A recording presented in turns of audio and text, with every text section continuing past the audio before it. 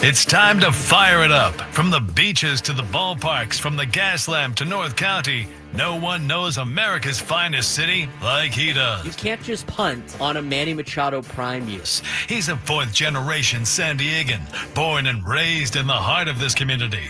Passionate, opinionated, and always bringing you the real talk on your teams, your city, and everything in between. Braden totally knows his stuff. He's ready for the next step. That guy is good. Live and local, it's the Braden Surprenant Show. But I think Braden's one of the up-and-coming young stars in the media game in San Diego. Now, here's your host, Braden Surprenant. What's up, San Diego, and a happy Friday to everybody out there in America's finest city. Frank Marchese, Braden Surprenant, going to take you to the 2 o'clock hour here on 97.3 The Fan, as we will keep you entertained for the next 4 hours with local sports talk here on the airwaves. San Diego's number one sports station, 97.3 The Fan. Looking forward to a fun weekend this weekend. I'm fired up, always got to be fired up, ready to go. Next week, again, Ben Woods already mentioned it, but they are going to Philly, which means Frank and I are going to be getting you ready to start your day next week for 4 straight days at 6 in the morning. What?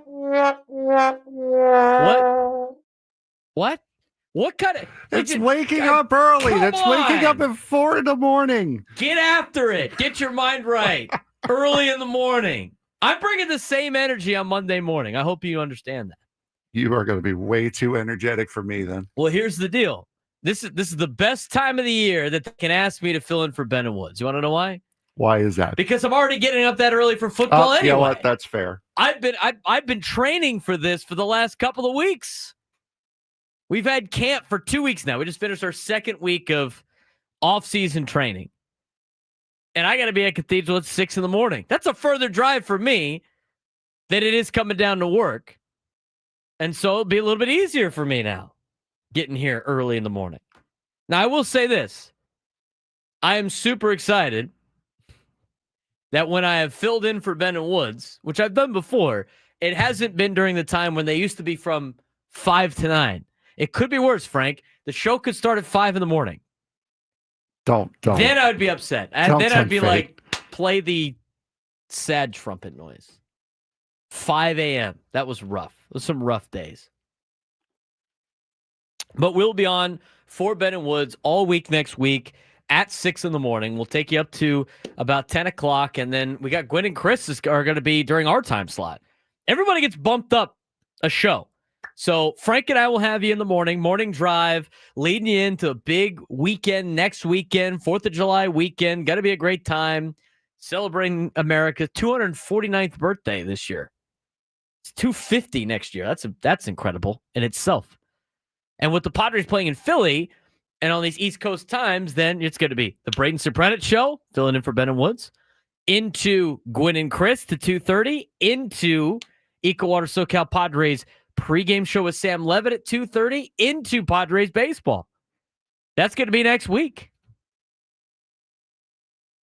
And then I think, what is the day? Wednesday? Is the Wednesday of next week, Frank, the day that we get preempted by the Padres? It's like a 9 something? Yes. Yeah, Wednesday. And then Thursday. Thursday's going to be the best day, Frank. Because people are going to hear us for 8 straight hours. I pity all of you then. We'll have the Braden Surprenant Show next Thursday, July 3rd, from 6 to 10.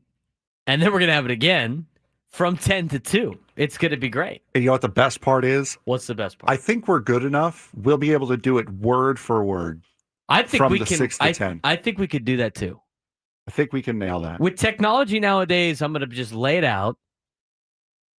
I'm going to have it record my script, and then I'll just redo the script. And we'll do a little script writing for our breaks, so you know when to jump in, and I'll know when to continue again. And we're going to try to replicate our same show again. Word for word. Word for word. I think we can do it. I think so too. There's something about that I will talk to you about during the break that we could also do, which is also fun. Okay. But we'll see.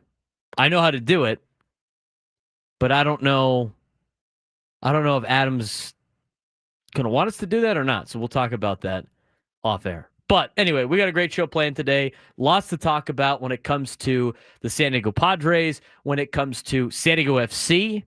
We got some special guests today.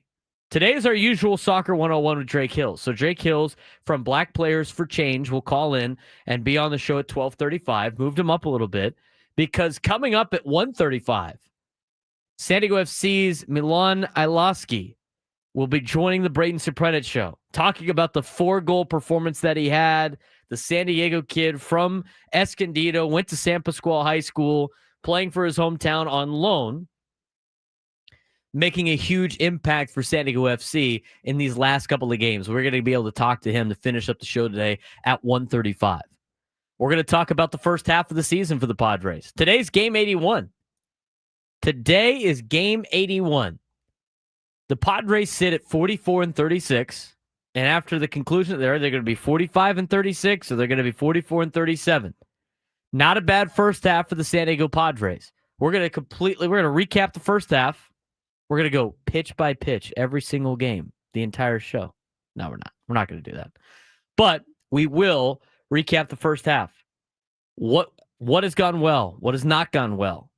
What are some problems in the future? Why is there reason for optimism? We're going to talk about all of that, including Mike Schilt, who a couple days ago told us what he thought about the first half of the season. We'll hear from Mike Schilt. He was on earlier today on the manager's report, which was refreshed by EcoWater SoCal. That will be played in the 11 o'clock hour. And then there was a couple of things that I wanted to pull out of the Dennis Lin article from earlier today. From yesterday. One of it being obviously that, and the headline says it, AJ Preller, no remorse, not really remorse, but no regret on the Soto trade. We'll talk about that. But also some of the ongoing conversations he is currently having with other organizations for potential trades and what the other organizations are saying about his ball club, but more importantly, his farm system in which he's going to use to potentially trade. From there, I have listed, we talked about it briefly on Wednesday's show when we were live at the Loft. We talked about the top 50 potential trade candidates out there. And we broke down some of them, but we didn't get into a fine detail. I've taken those top 50, and I've laid out for you what is a pipe dream, what is more realistic that's a fit, and what is you're taking a major chance, but you're saving money in acquiring these players to help this baseball team out. And Frank and I will go back and forth on that and kind of play a little general, try to help AJ Preller out here a little bit. I mean, this team right now, as we get ready to go into the second half on Saturday, this team right now, I think overall is good. I don't think they're great. They are good, but they are not great. When they are playing together very well and collectively as a unit playing their best, they are great. But that's never the case in professional sports. You're never going to get everybody playing their best. On paper, I think the team is good. I think they can be great. But the difference between good teams and great teams a lot of time is the depth. And a lot of things with the depth with the Padres is, you got the bottom of the order. And a lot of teams bottom of the order are not very good. But the Padres might be worse than some of the other good teams that have bad bottom of the orders. So there's a lot of holes that need to be filled. But as we've mentioned before on this show, and I will continue to say it, the San Diego Padres and the depth, or should I say lack thereof, they don't need to make a gigantic splash. They just need to add a couple of pieces. A couple of good, solid pieces. Average to solid. I mean, that's a decent range right there. They don't have to be great. You don't have to add any all-stars. You don't have to add any superstars. There's no gigantic, big moves that you have to make. No gigantic 3-team trade, no NBA offseason level trade that you have to make to help this team out. Just a couple of moves here and there. There are those players out there. And I think some of those fringe moves are not going to cost you a lot from a farm system that is ranked by journalists as not very good, but not necessarily viewed by other organizations as really bad. I talk about it all the time when people go like, well, what do you have to trade? The answer really is nobody knows. I'm going to be frank with you. Not that frank, but as frank. I was going to say hello. Do my best Frank impersonation, I guess. I'm going to be frank with you. Nobody knows what they're doing. Nobody knows the value. They're not in the meetings. We can listen. We can have conversations. We can kind of, pick the brain of certain people that we talk to. And I do that all the time. And we get information. And what we get with this information, obviously, can be taken with a grain of salt coming from the people that we get it from. But the reality is, when everybody calls and goes, what do you have to trade? The answer, you cannot answer it. Because you don't know what other teams value in your organization until you start talking to them. I don't know what the Kansas City Royals think of the Padres organization. I don't know. I don't know what their scouts think of the Padres farm players. I don't think what their general manager thinks about the overall team. I don't know. There could be players that the Padres have in their farm system that MLB Pipeline doesn't think is very good because of the people that they talk to, but the Kansas City Royals like his makeup and go, we can use this guy. We're willing to take this particular player for a Seth Lugo. That's why I brought up the Kansas City Royals. So overall, people just think about the top prospects. If you're talking about top prospects, the Padres have 2 of them. According to the article from Dennis Lin and his conversation with AJ Preller a couple of days ago, AJ Preller, he didn't say it, part of the conversation, it sounds like Leo DeVries is the only untouchable farmhand, which means Ethan Salas might be part of a potential trade. I don't think he's getting traded, but he's not untouchable. He's in the let's not trade this guy, but if the right deal comes about, maybe he is one of those guys. So we'll talk about a lot of that and some of the players that could be coming San Diego's way, as well as the fact that I think they're going to be able to spend some capital here. And I think they're going to be able to add these potential fringe players without having to give up a Leo DeVries or an Ethan Salas. So we'll lay that out for you coming up later on in the show. The pipe dream, the fits, and the you're taking a major risk, but it's low cost. That'll be coming up around the 11 o'clock hour. We got a lot to talk about when it comes to the Padres and the Reds coming up with their series about to start. Padres get ready to open their series in Cincinnati. You'll see a familiar face pitching for Cincinnati tonight. Nick Martinez gets the ball. He's 4-8 with a 4.40 ERA, going against Dylan Cease, 3-6 with a 4.43 ERA. And again, they're pitching in the Great American Bandbox. After now visiting the Great American Ballpark, as I did last year, I think it's a pretty solid ballpark to be at. I think it's nice. It's not one of the top ballparks in Major League Baseball, but it's not a bad place to go watch a game. Overall in Cincinnati, I don't know if I'd want to spend more than a day there in Cincinnati. But it was cool. It's a nice little place. Walk around. Mr. Redlegs with his mustache is great. But playing in that place, man, the ball just takes off in that ballpark.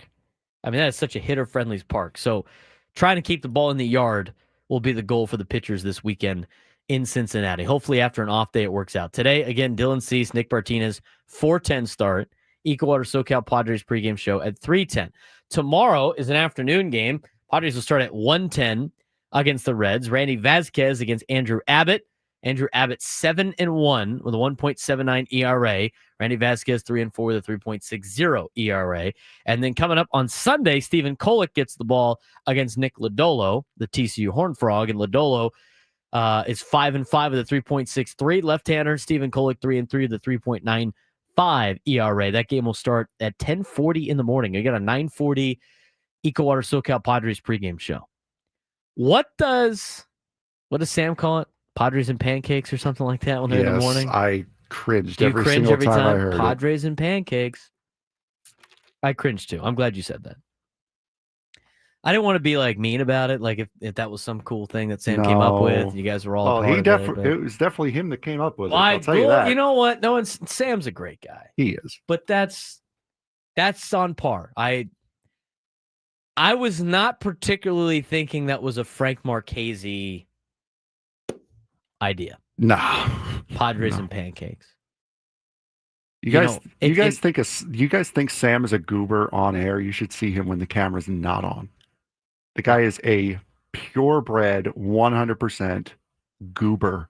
Is he a goofy goober? Yes.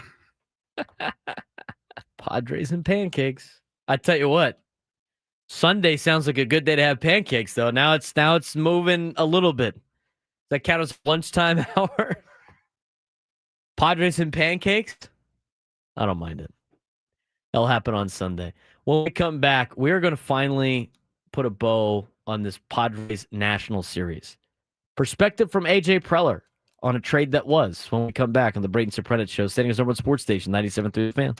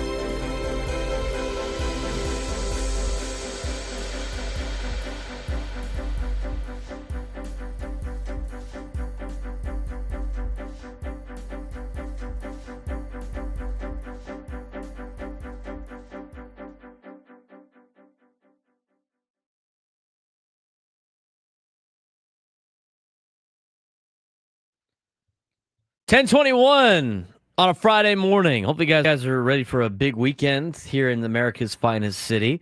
Got lots going on, everything like that. It's a beautiful day.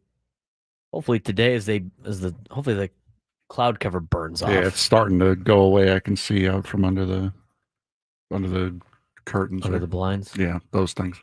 Nice. The worst part, here's the downside of like where our building is, at least from Frank's perspective, is during the summertime when you want to see the sun, since it's in the southern hemisphere, unfortunately for us, the window's facing the south, sun shines directly on the little board in front of him, which means he can't see when the buttons are lit up, which means you have no idea if any of the mics are on or not. So the blinds remain closed. The roof remains closed. You know what? We're going to play on hard mode today. How about that? Oh, wow. We're going to open up the sunshine. That's what you love to hear on the radio. Blinds being moved. Camera's going to have to adjust bad. Oh, what a great day in America's finest city. Huh? Unless you live by the coast, and then, well, it's a normal June day in America's finest city. Hard mode officially engaged. All right. Are you bored? Well, it's with the cloud cover, I can still see the modules. Yeah, I can still see them too, which is why I don't know. We must have children working here that can't see. That are old people that can't see the lights. When the sun shines in, just wait till noon, buddy. We'll see if you can see the on-off button for a lot of these things. Oh, your mic's off. Oh, great. No, it's not. What do you got going on this weekend? I have rest and relaxation and mentally preparing to wake up at 4:00 in the morning for the rest of the week. Are you going to like set your alarm Saturday, Sunday, try to get into it a little bit? No. I value my sleep, number one, and I do things cold turkey. Like I just for the surgery, the 2 weeks before my stomach sleeve surgery, you had to go on a liquid only diet. So what did I do? Instead of ease my way into it, I stuffed myself and then just stopped. I did well. I know you're not a big golfer, right? No. But if you were to go golf, you sound like a show and go guy. You're gonna show and go? Do you have to hit you're not making any putts on the green, you're not going hitting any balls at the range, we're showing and going. Yeah, more or less. We're just going to do it because what's going to happen is I'm going to do something right in practice. I'm going to do it wrong when I actually get on the course, and I'm going to be mad at myself the rest of the time. I show and go in softball. I can't show and go in golf. I have to get some bad swings out of my system. Because in softball, if I go to the cage, I'm gonna rake in the cage and then suck the rest of the day. See, but here's the problem, though. What's the problem? If you get those bad swings out, there are good swings mixed in there. So you're getting some good swings out too. Well, the problem is I get all the good swings out. I'd rather just save those for the game. Those are saved for game only. That's like Swaggy P not tattooing his right arm. It's for buckets only. Same kind of deal. This weekend I got a passing league tournament all day in Mission Viejo, so that'll be fun. There you go. First game's at 9 a.m. Nice. So I'll be driving up there tomorrow morning. You know what I might do on the way back? Since San Clemente is my favorite place to be, besides San Diego Port, I might stop in San Clemente on the way back. Get some South Swell. You ever had South Swell? I have not. No. Oh, we'll talk about that in the noon hour. Let me actually see. Hold on. South Swell. It's an ice cream place. Oh, okay. Now you have my attention. We'll talk about it later. So don't air it out. It's called a tease, Frank. Oh, really? That's what that is? That's what it's called. That's what that is. Okay, gotcha. Sunday I got softball, and then we're rolling into the morning show. It's gonna be fun. Let's talk. Let's end this trade conversation until the Padres play the Nationals again, because then it's gonna come up again. Wood said it best this morning. I was driving into work. He said, "I hate playing the Nationals because we have to talk about this stupid trade." It's true. It's true. And so since we like to continue the bit, we have one more day where we could talk about it. And what we're talking about is, again, it's perspective, right? That's been the whole case this whole week. It's been perspective. And so I like to hear from the other side a lot, their perspective on things. And when I hear the other side of the perspective of how AJ Preller looks through it, you can sit there and go, okay, I understand where the decision making came from. I get it. Regardless if you agree with it, you get it. And I've been playing that a lot on the radio since we started, and people just go like, "Oh, you're just defending the Padres." I'm not doing that. Just lay out the options in front. I'm a fair guy. All right, I'm gonna let you know both sides, and you can make your own decision. I'll have my opinions, but at the same time, I think you got to be able to see both sides. As the Padres face the Nationals at Petco Park this week, former Padres prospects James Wood, Mackenzie Gore, C.J. Abrams, who are all traded for Juan Soto in 2022, shined in the first couple of games of their returns. While Soto did push San Diego to an NLCS in 2022, the franchise is yet to win a World Series and now faces serious roster holes, financial constraints, and limited farm depth heading into the 2025 trade deadline. Dennis Lin asked A.J. Preller if he had any regret about acquiring Juan Soto. And A.J. Preller remains unapologetic about the Juan Soto deal. He said it was worth it for the playoff runs and remains proud of the scouting that identified the traded players. So the Padres, of course, are once again in a precarious spot, tied for the final NL wildcard spot with a thin rotation, a struggling offense, and Xander Bogaerts' contract looking, obviously, not very good. Almost to a bust level. But A.J. Preller laid out the James Wood portion. We talked about this. Did we not talk about this on Monday? I said they didn't want to give up James Wood, but it was, as A.J. Preller alluded to in the article and said, it was the price of doing business. And so now it's different on the perspective. I mean, think about it from this perspective. Look, and this will be a glass half full. Obviously, those players doing well in a different organization, from a negative perspective, is I wish we kept those guys.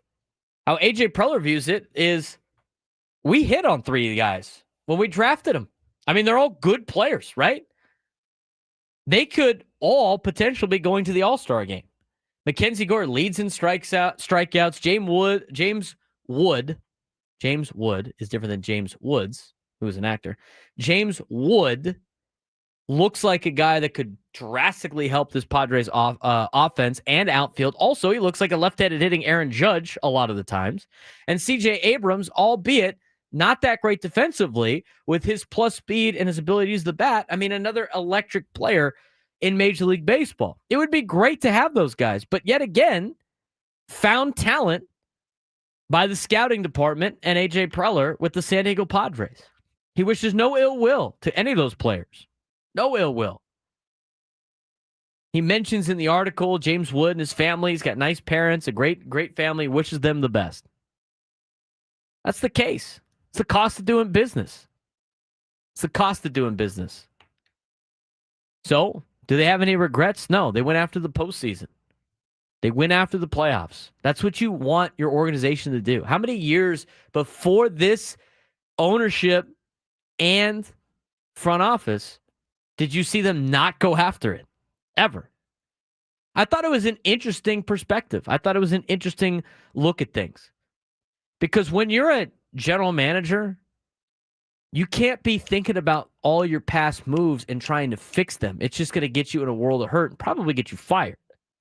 He thinks about it from a different perspective of we hit on these guys. Our scouting department did a great job in getting Gore and getting Abrams. Now, albeit first-round draft picks, right? So it's hard to mess those up. But how many first-round draft picks before Preller and those guys took over did they completely whiff on in the previous regime?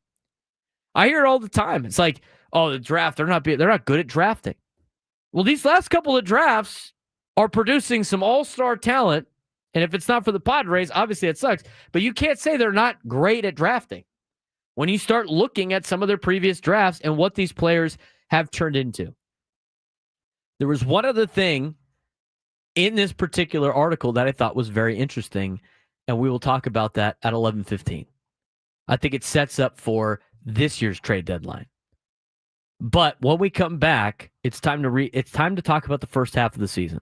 How do we feel, Padres fans?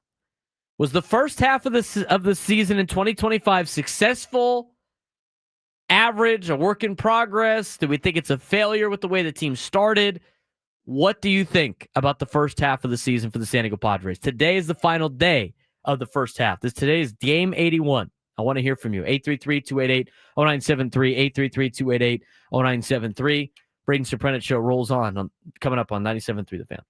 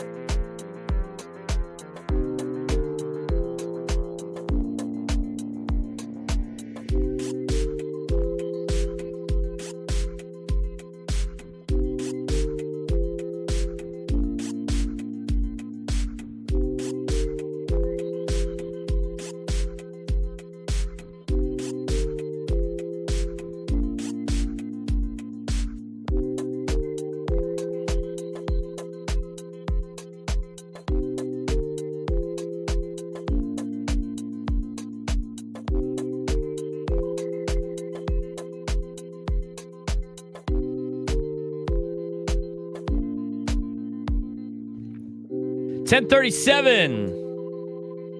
We were discussing off air, and we're going to get to the first half of the season here, recap it. We're discussing off air that the 11 o'clock hour with some of these trade proposals. There's one team. There is one team that the Padres could make a gigantic deal with and fill all their problems. Just solve all of their problems. One team. And all of these players on this one team, rentals, all rentals. It addresses catcher, it addresses DH, it addresses outfield, it addresses pitching. One trade. You can even get speed off the bench. You could add in a fifth player. Just give them a bunch of players. Like, here's what I'll say. And then just give them a bunch of bench pieces that they don't need just to finish out the season. And they're in last place anyway. One team. Talk about that in the 11 o'clock hour. Amazing. 833-288-0973. 833-288-0973. It's a good day. Fired up Friday. There's no better way to get fired up than to start a conversation with Brandon in Carlsbad. Brandon, what's going on, man? Brother B, what it is? Hey, shout out to Frank, too. What's up, Frank? How we living, man? Good. How you doing today, Brandon? Good. Hey, I just want to let you know, we're going to keep it frank. I think that should be a new segment on the show. That's a great idea. It's called the Sports Thread. I don't know. We need it. That's a good idea. Keeping it frank with Frank Marchese. He just cold cut takes. That would be that. Yeah. Well, hey, you have to have a team, and I love what you guys are doing. You get me fired up. It works out great because I have a break in my day as a strength and conditioning coach. I usually work pretty solid from 6 to 10, and then later in the evening. Anyways, guys. Okay, back to sounding the trumpet, samurai status. Okay, 26 games, 27 days. We went 13-13, as we all know. Could have been better. Could have been worse. But again, I hate to regurgitate it. What was our record at this time of year last year? I'll let you guys do the research. On top of that, I do know that no matter what AJ said in that last little presser he did of like, oh, well, the Seidler days are over as far as like them going out. We don't know that yet. It's not here. The deadline's not here. I am not a continual optimistic person in the sense, yes, we do know the catch of the left field, blah. There's things that need to be done. Our bats continually need to wake up. I didn't like that 1-0 win. Okay, again, a dub's a dub. But, geez, man, it'd be nice to start burying these teams that we should be burying. And it has a lot to do with, I know Manny had a little cold spell right there, but he's been carrying a lot of that weight. His numbers speak for itself. So I think if we do have an adjustment, I do think there's going to be something credible in the trade deadline just because I have faith in that. But other than that, man, sound the trumpet because July and August and September, the war won't stop. And I don't want nothing to come easy, dude. Nothing to be handed to us because I want to be your daddy, a.k.a. the Padres. Choo-hoo! Have a good day. You love Brad. I love Brand's phone calls. So well put together. So great. Let's be frank is a great segment idea. And as Goaz text in the chat said, sponsored by Boar's Head. I like that too. Boar's Head, sponsor your boy. His cold cut takes. Get your cold cuts. Get your cold cuts. Sponsor your boy. I love it. That's a good idea. You can just give your just flat out agree, just insane, your most insane take of the day. I would have gotten kicked off of air because it would have been on Wednesday. It would have been the fan in Chicago that would have landed me in some serious trouble because I wouldn't have been able to control myself. We got to reel them back in sometimes. You know what? Let's be frank is a great segment to be like Scraby's Gripes. Yeah. Let's be frank. Let's be frank. How long do I got to keep a greeting card in my house? As Adam Klug asked that question in the press box the other day. He did. If somebody gives you a card, how long do you have to keep it for? Like a birthday card or a... I mean, like a couple days? Like if it's Christmas, let's just say, if you get a Christmas card... cards are different. There's like their photos are on there and you display them. And... I don't care about the photos, but it's like we have like a little mailbox I guess, like kind of like stand thing that we put all of our Christmas cards in. Like you throw those out, like you feel like January because like after Christmas Day, it's like, oh well, that's gone. That feels too close. Well, the Christmas season ends 12 days after the 25th of Christmas. So Wonderful. there you go. 12 days after, get rid of all of it. But like honestly, the birthday cards, it's like great, thanks. Read it, take the money out, wait for them to leave it on the thing for like a day. I don't even do that. I hide them, so I never really throw them out. But I also you never throw them see out. No, like I'll throw them in when a you drawer. When you were moving or the other day, did you have to find? Did you find all these greeting cards? No, I'll just throw them in a drawer or something, and that's it. Just gone, out of sight, out of mind. So this way, I don't feel bad for throwing it out. But I also when do you clean don't out these feel like drawers? You literally just moved like not too long ago. Yeah. Are you?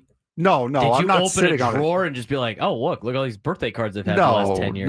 No. I did clean it out like spring cleaning last October-ish. I'm not going to do anything while it's hot. I'm going to do everything when it's nice and cool and I don't have to sweat. Not a bad take there. Being frank with Frank. We'll work on something. Padres' first half of the season. They sit 8 games over 500 through 80 games. 8 games over 500 at 80 games last time was in 2022. Very similar. Offensively, they haven't been great as of late. Kind of in the middle of the road when it comes to batting average. 13th in baseball in batting average with a team 248 batting average, 7th in the National League. They currently sit 2nd in the NL West, 5.5 games behind LA. Tied with San Francisco for the 3rd wild card spot, who just got swept by the Fish. Before we take a deeper dive into the first half of the season for the Padres, what did Mike Schilt think about the first half of the season for the Padres? First of all, great homestand, two series in a row, which we talked about getting back to doing that and have done it, and look forward to continue to do it. It's not really a State of the Union for the entire first half. It's more of like a real appreciation and love for this team for the last, 27 days, rightfully have been asked, the radar's been up, hey, you got a stretch coming up, not only of a lot of games, a lot of interdivision games. And I could not be more proud of this team, the way they've handled this stretch. My admiration and appreciation and love for this team is even higher than it was, which is saying something, because I got so much respect and admiration for this club. But, you talk about being battle tested, the season will do that. Again, rightfully because of the questions I've received, before it, middle of it, towards the end of it, how you handling it. And then we had a lot to take place in those 26 games. Really hard fought contest, have guys going out, Jackson going out, really starters, young starters proving themselves in tough environments. Last night on display right towards the end of it, the unfortunate incident with Berger come out of the game, guys stepping up right at the end of that.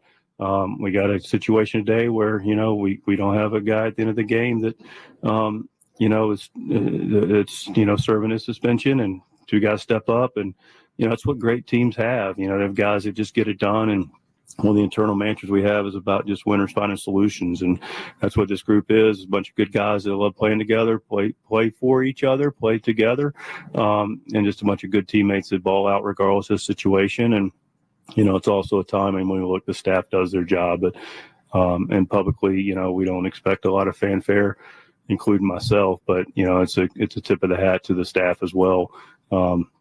Preparation on point, regardless. There's a lot of preparation that goes into it. That is our jobs, but it's they're still humans, and they turn that over really quickly. And the travel and the medical staff and the strength conditioning staff, and just a really, really elite staff that we have here that serves our players, and it's an honor to partner with them to do this. But they deserve a tip of the hat too. It's a really nice organizational effort over the last tough stretch, and setting us up for a really positive moving forward. But we just got to continue to grow on it. This is not going to be a synopsis of the first half, as he says, and then he goes on for 2.5 minutes. He recaps the entire first half. 13-13 stretch over the 26 games in 27 days. What did we all say before they started this stretch? I said it before I left for Italy. This stretch started when I was right before, or right after, I should say, I left for Italy. And then it happened for 2 weeks, and then I came back, and we were still been talking about this particular stretch. That's how long it is. It's about a month's worth of games with only 1 day off. We all said going 13, you will take going 13-13, and then yet in the middle of the stretch, it was like doom and gloom. We've mentioned it before, we'll mention it again, the 42. We haven't gotten to the 42 yet. Once the Padres either have 60 wins or 60 losses, whatever comes first, you can start thinking about the 42. Because every team in baseball, with the exception of maybe the Rockies, who are on pace to win 30 freaking games this year, insane. Also disrespectful to Major League Baseball. Disgrace. Other than them and their sorry ass, everybody's going to go 60-60. It's what you do in the other 42 games. We're gonna count those 42 on this show. Frank's going to have his little whiteboard, and we're going to have our record in the 42 games. When that happens, there it is. We will talk about that. It's what you do in those games that's going to determine if you're a playoff team or you're not. We've talked about it before. Frank put it on the sheet. Last year at this time, at the conclusion of 80 games, last season, they were in Milwaukee, and they were exactly 40-40. This year, they're 44-36. They are 8 games above 500.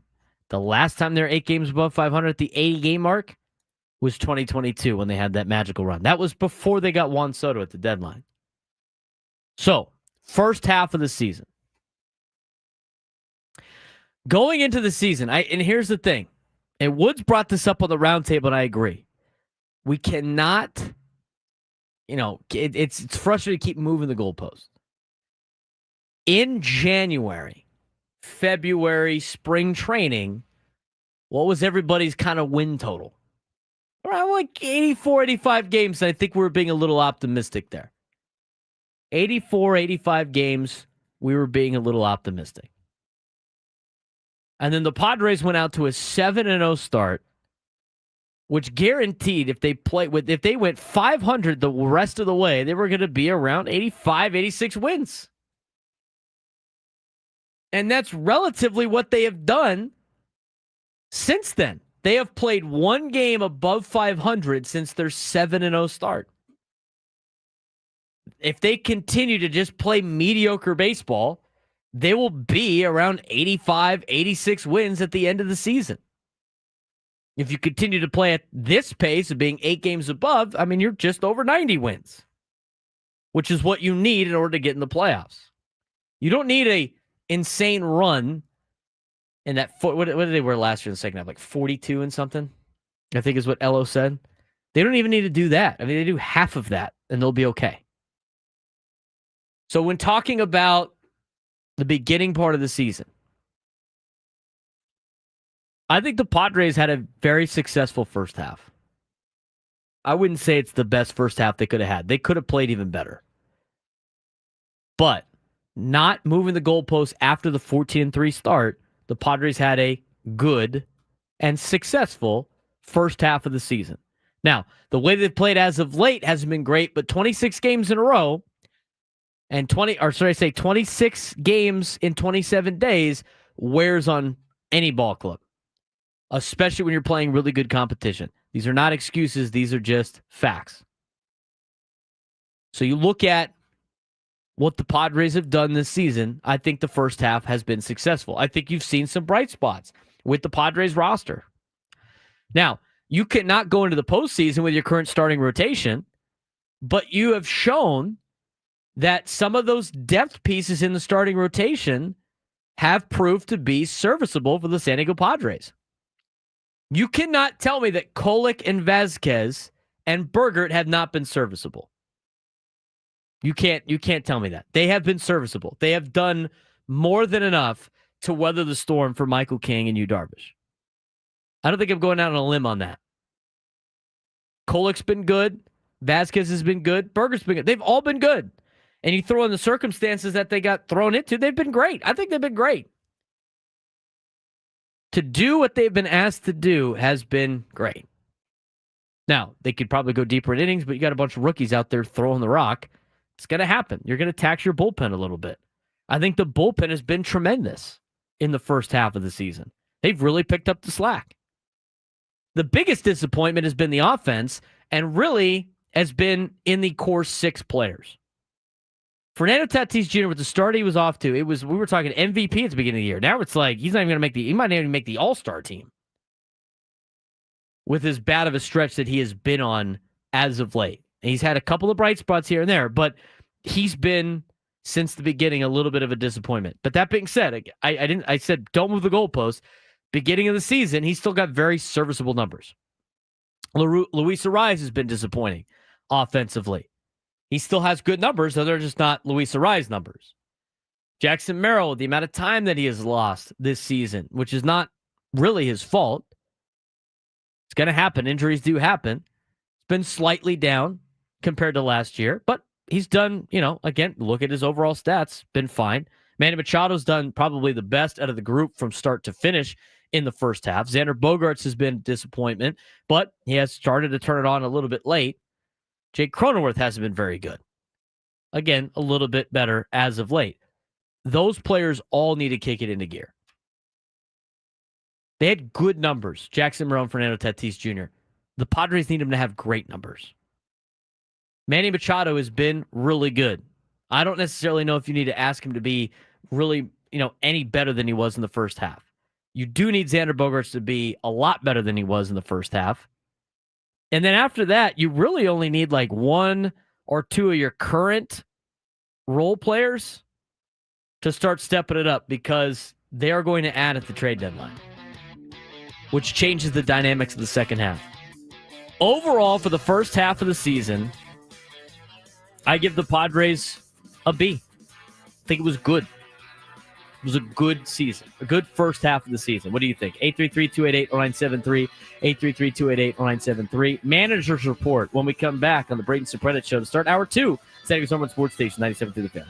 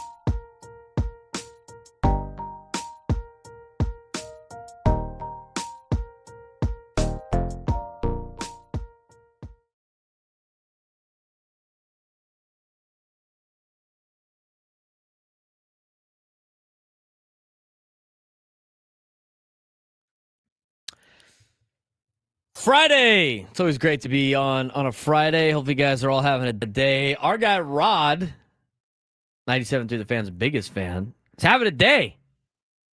He gets his lunch too early though. He's got I know it's probably his break for lunch, in the 11 o'clock hour. He gets a little bit of an appetizer for us when we get into the noon lunchtime hour. Today, Rod, where's Rod at? Rod's at Royal Mandarin. Salt and pepper shrimp / chicken, beef and broccoli, combo fried rice and lumpia with a cherry Coke. Have yourself a day, Rod. You know what? Rod's getting after it on a Friday before the weekend. Getting after it. We love it. We love it. Captain in the chat. When isn't Rod having a day? That's a fact. Dude, Rod has days, man. Rod was at Point Loma Seafood earlier this week. Rod was at the ball game on Wednesday. I don't know what Rod had yesterday for lunch, but he's having a day again. Rod, continue to have a week. Have a week, bud. Have a week. So good. Later on today, I'm going to be going down to Fair Play for the game tonight. And when I mean tonight, I mean like 4 o'clock. 4:10, man. East Coast ball game. To watch Nick Martinez go against Dylan Cease. I'll be at Fair Play watching the game. My buddy's like going down there to Fair Play, which usually results in me going to Happy Medium after. I will not be participating in a Bless the Beast. I'm sure I'll be trying to get baited into that. You know what a Bless the Beast is? I do not know. You don't drink, but it's a Miller High Life and a shot of Buffalo Trace. Not together, but just like separate. It's like 2 drinks. Okay. I don't like mixing alcohol because it makes me feel. Bleh. Yeah, that's I've always rule number heard one. that. That's just never do it. Never do it. For those that decide to drink responsibly, and by drinking responsibly, don't mix your alcohols. You will be wounded on a Saturday morning. Wounded. And they always end up wounded, and I don't. And they go like, "Oh, weren't you wounded?" I'm like, because I didn't mix my alcohols. Because some of us have to get up early on a Saturday morning and do stuff. So that will be my evening in North. I'll be in North Park tonight, walking around, doing my thing. Watching the game at Fair Play. It's a good place. Hey, they got a good burger there. They named it something they probably shouldn't have named it. Because the place that it's famous for the name of the burger that they named it was like, you just stop calling it this. We've had enough of this. And so they've now changed the name. But you got a good burger. And then, did we talk about Frito pie? Have you ever had a Frito pie? No, I have not. We got Frito pie the last time we were there. I hyped it up. Frito pie is great. Frito pie is great. Frito pie is basically chili and cheese on Fritos. Delicious. Okay, fair enough. Am I intriguing you at all? I know you're a picky eater, but your eyebrows raised like, okay. Yeah. Chili and cheese on the Fritos. It's good stuff. It's kind of like a borderline walking taco. Have you ever had a walking taco? A lot of these questions are going to be answered with a no, I haven't. So Have you been just to Kraft assume Taco it's a yet? no. No. Have you been to Kraft Taco yet? You're gonna get asked That's the next You're hour. gonna get asked Vic. that again Come in the next on, hour. man. A walking taco is you open up a bag of chips the long way. So you take like scissors. Oh, I've seen. Yeah, no, like I've seen do like people Doritos do that. or Fritos, Yeah. and then you put in chili Yep. or ground beef. It's good with like taco ground beef, some refried beans, and let's make it like a taco. Walking taco. It's like basically like nachos in a bag. It's great. But anyway, so we did the a Frito pie at Fair Play. And so I convinced Sushi Sam in the chat, who, by the way, he's at a wedding right now. He's wounded after he went to the casino last night. I don't know if the different wounded, financially wounded, apparently he's financially like doing really well. Oh well, good on him then. How about that? Waking up the next day after being at a casino, being wounded, and not knowing if you made out or did not, to have your buddies tell him that he made out. Maybe they're pulling a prank on him. You don't know. Yeah, no, bro, you did pretty good. Think about how good you have to be at a casino to wake up the next day and have no idea if you were good or not. That's a next level of wounded. That is called having a day. That's having a day. Yeah, have a day. Anyway, so I convinced him with just selling the Frito pie. I never even had Fair Play's Frito pie until that point. He decided to get a Frito pie. Now, what is the rule on chili, Frank? Do you know the rule on chili for some people? I don't abide by the rule. No. But what's the big rule in chili? Don't rub your eyes after it? No, there's no beans in chili. That's like the big thing. Okay. Which is funny because, the people from Texas, there's no beans in chili. And I thought you meant the like an chili actual physical chili. The chili recipe that I make, that I got from a guy, won the Texas State chili cook-off, and he had beans in his chili. So, neither here nor there. But the rule of thumb is you don't put beans in chili. People are very adamant about that. I don't really care. I don't mind the beans in the chili. If I'm going to do a chili dog, I don't need the beans in the chili, but I don't mind beans in chili. And so there is a chance there might be beans in chili, correct? Might be a chance. They're usually not. So he went with the rule on the chili, no beans in chili. He apparently is deathly allergic to beans and ordered the Frito pie. He gets the Frito pie, and then he's like, there's beans in this, and he's all upset. And I said, well, I talked to you about the Frito pie, dude. You know it's chili. It's like you got like a 50-50 chance they abide by the no beans in chili rule. If I was deathly allergic to it, wouldn't even test it. I wouldn't even test it. My dad's allergic to walnuts. They put walnuts in baked goods. Yeah. Like brownies and stuff. He's got to overly ask about the walnuts and the brownies. Same thing with me. Me with peanuts. That's partly why I'm a picky eater, because I don't have to worry if I don't want it. There's going to be certain, like, think of some things that might have peanuts or peanut oil or anything like that. And it's like, even if it's 50-50, you're like, I bet, you know what? I got to ask him. Do you have beans in your chili? That would have been, I was like, did you ask that? He's like, no, because you're not supposed to put beans in chili. I'm like, that doesn't mean Fair Play doesn't put beans in their chili.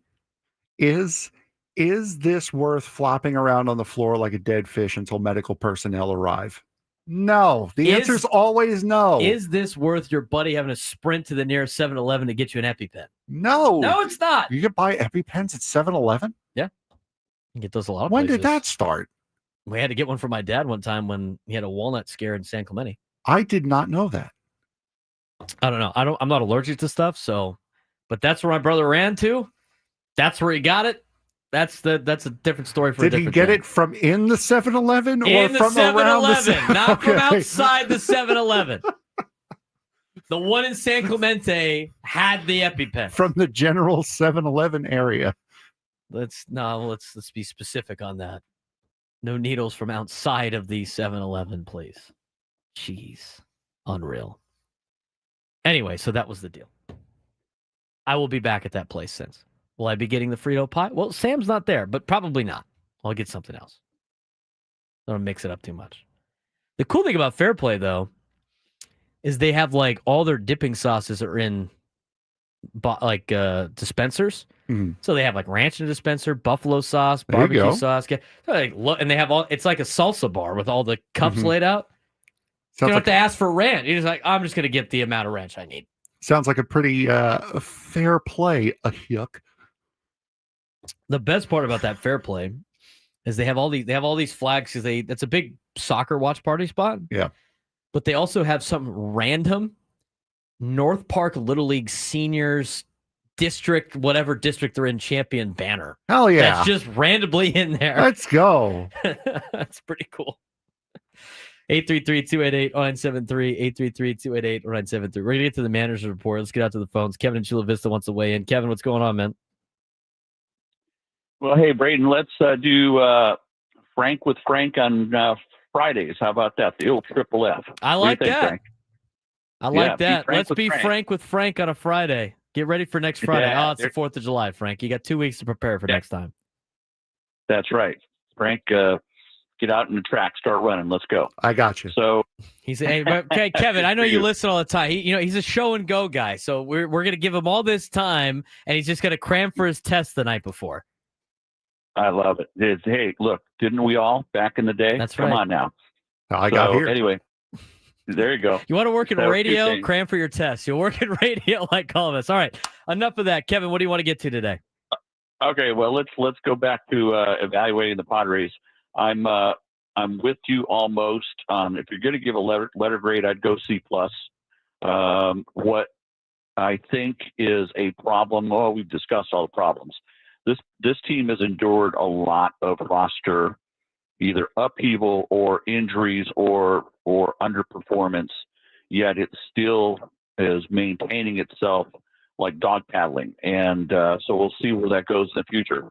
Here's what's interesting, Braden. Think about this, about the roster in its whole entirety if everybody were here healthy and contributing. I mean, imagine this. You, Darvish, Joe Musgrove, Cease, King, and the rest of these guys, and then you go into the bullpen, then you go into a fully healthy and productive participating core six.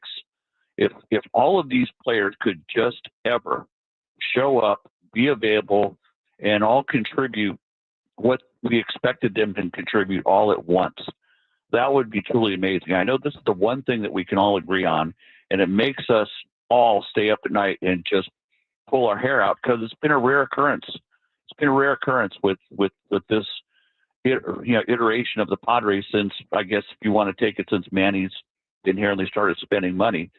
It's been a real problem trying to get all of these players here healthy, showing up, being productive at the same time. Last thing, most improved pitcher, I think you might agree on this, Adrian Morejon.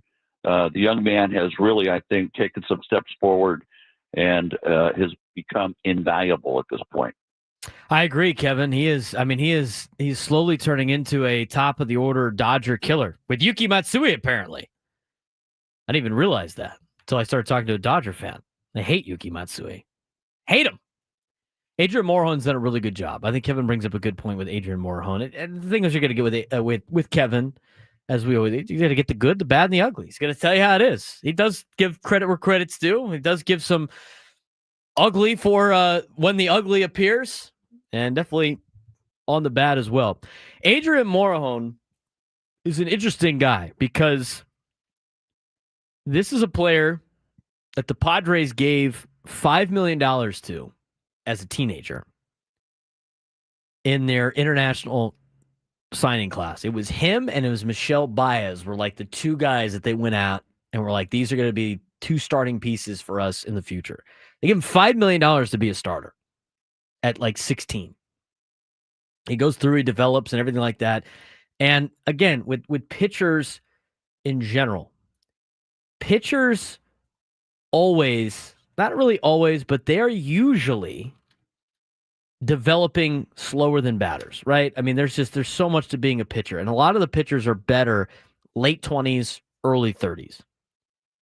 And so you look at Adrian Morejon, he's only 26 years old. He's been with the Padres on the big league club since 2019. He has already accumulated 7 seasons with the San Diego Padres. Albeit he only had, he only threw 8 innings in 2019 and he threw 4 2/3 innings in 2021. Remember, he did miss with Tommy John surgery as well. But he is a player that is slowly starting to turn into a really good piece for the Padres. Now, that being said, it sounds like they're not going to try to make this guy a starter in the future. He does such a good job as a bullpen piece. He was brought in to potentially be a starter when they signed him at age 16 or whatever it was. He debuted at age 20, but he's been really lights out. I mean, last year he was 3-2 with a 2.83 ERA and a 1.3 WAR as a bullpen piece. In 2025, so far this year, 4-3 with a 2.0. He's got a 2.04 ERA with a 0.821 WHIP, and his ERA plus is 2.03. That's 103% better than an average bullpen arm in Major League Baseball. So he has become a really valuable asset for the San Diego Padres. It's been fun to watch him grow. Again, he's only 26 years old. He is somebody that obviously I think the Padres need to keep in their organization for a long period of time. And at only being age 26, I feel like he could still develop into a starting pitcher if the Padres really wanted him to, but it sounds like they're going to keep him in the bullpen piece. But who knows? I mean, maybe if he can continue to put up numbers like this in the bullpen, he can go out there and try to be a starter. I mean, Michael King is my age, right? He was born in 95. He's a 30-year-old. He just started as a starting pitcher as a 29-year-old. It was the first time he was finally a starting pitcher at the big league level for a whole season. Age 29 season with the Padres. Slowly got into it age 28. I mean, you still got 2 more years that you could potentially do that. Michael King started at age 24 in 2019. Same year as Adrian Morejon. So maybe Morejon does have some opportunity to be a starter in the future for the Padres. He's someone that they definitely need to keep long term. But it's an interesting topic of discussion with Adrian Morejon. When we come back, Mike Schilt was on with the morning show. As his usual, every couple weeks, manager's report, which is refreshed by EcoWater SoCal. We're going to talk about what he said on the morning show when we come back on the Braden Surprenant Show, San Diego's #1 sports station, 97 through the Fan.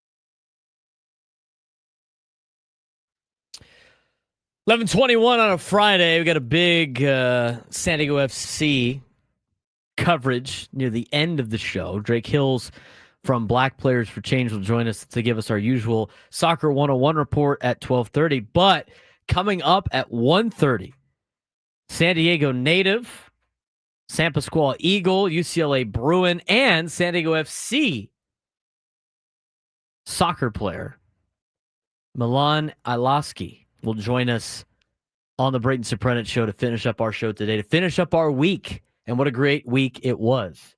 Good pull there again by Frank, getting the best guests we possibly can here on the Braden Surprenant show. We'll talk with Ilaski at 1:35, so stay tuned to that.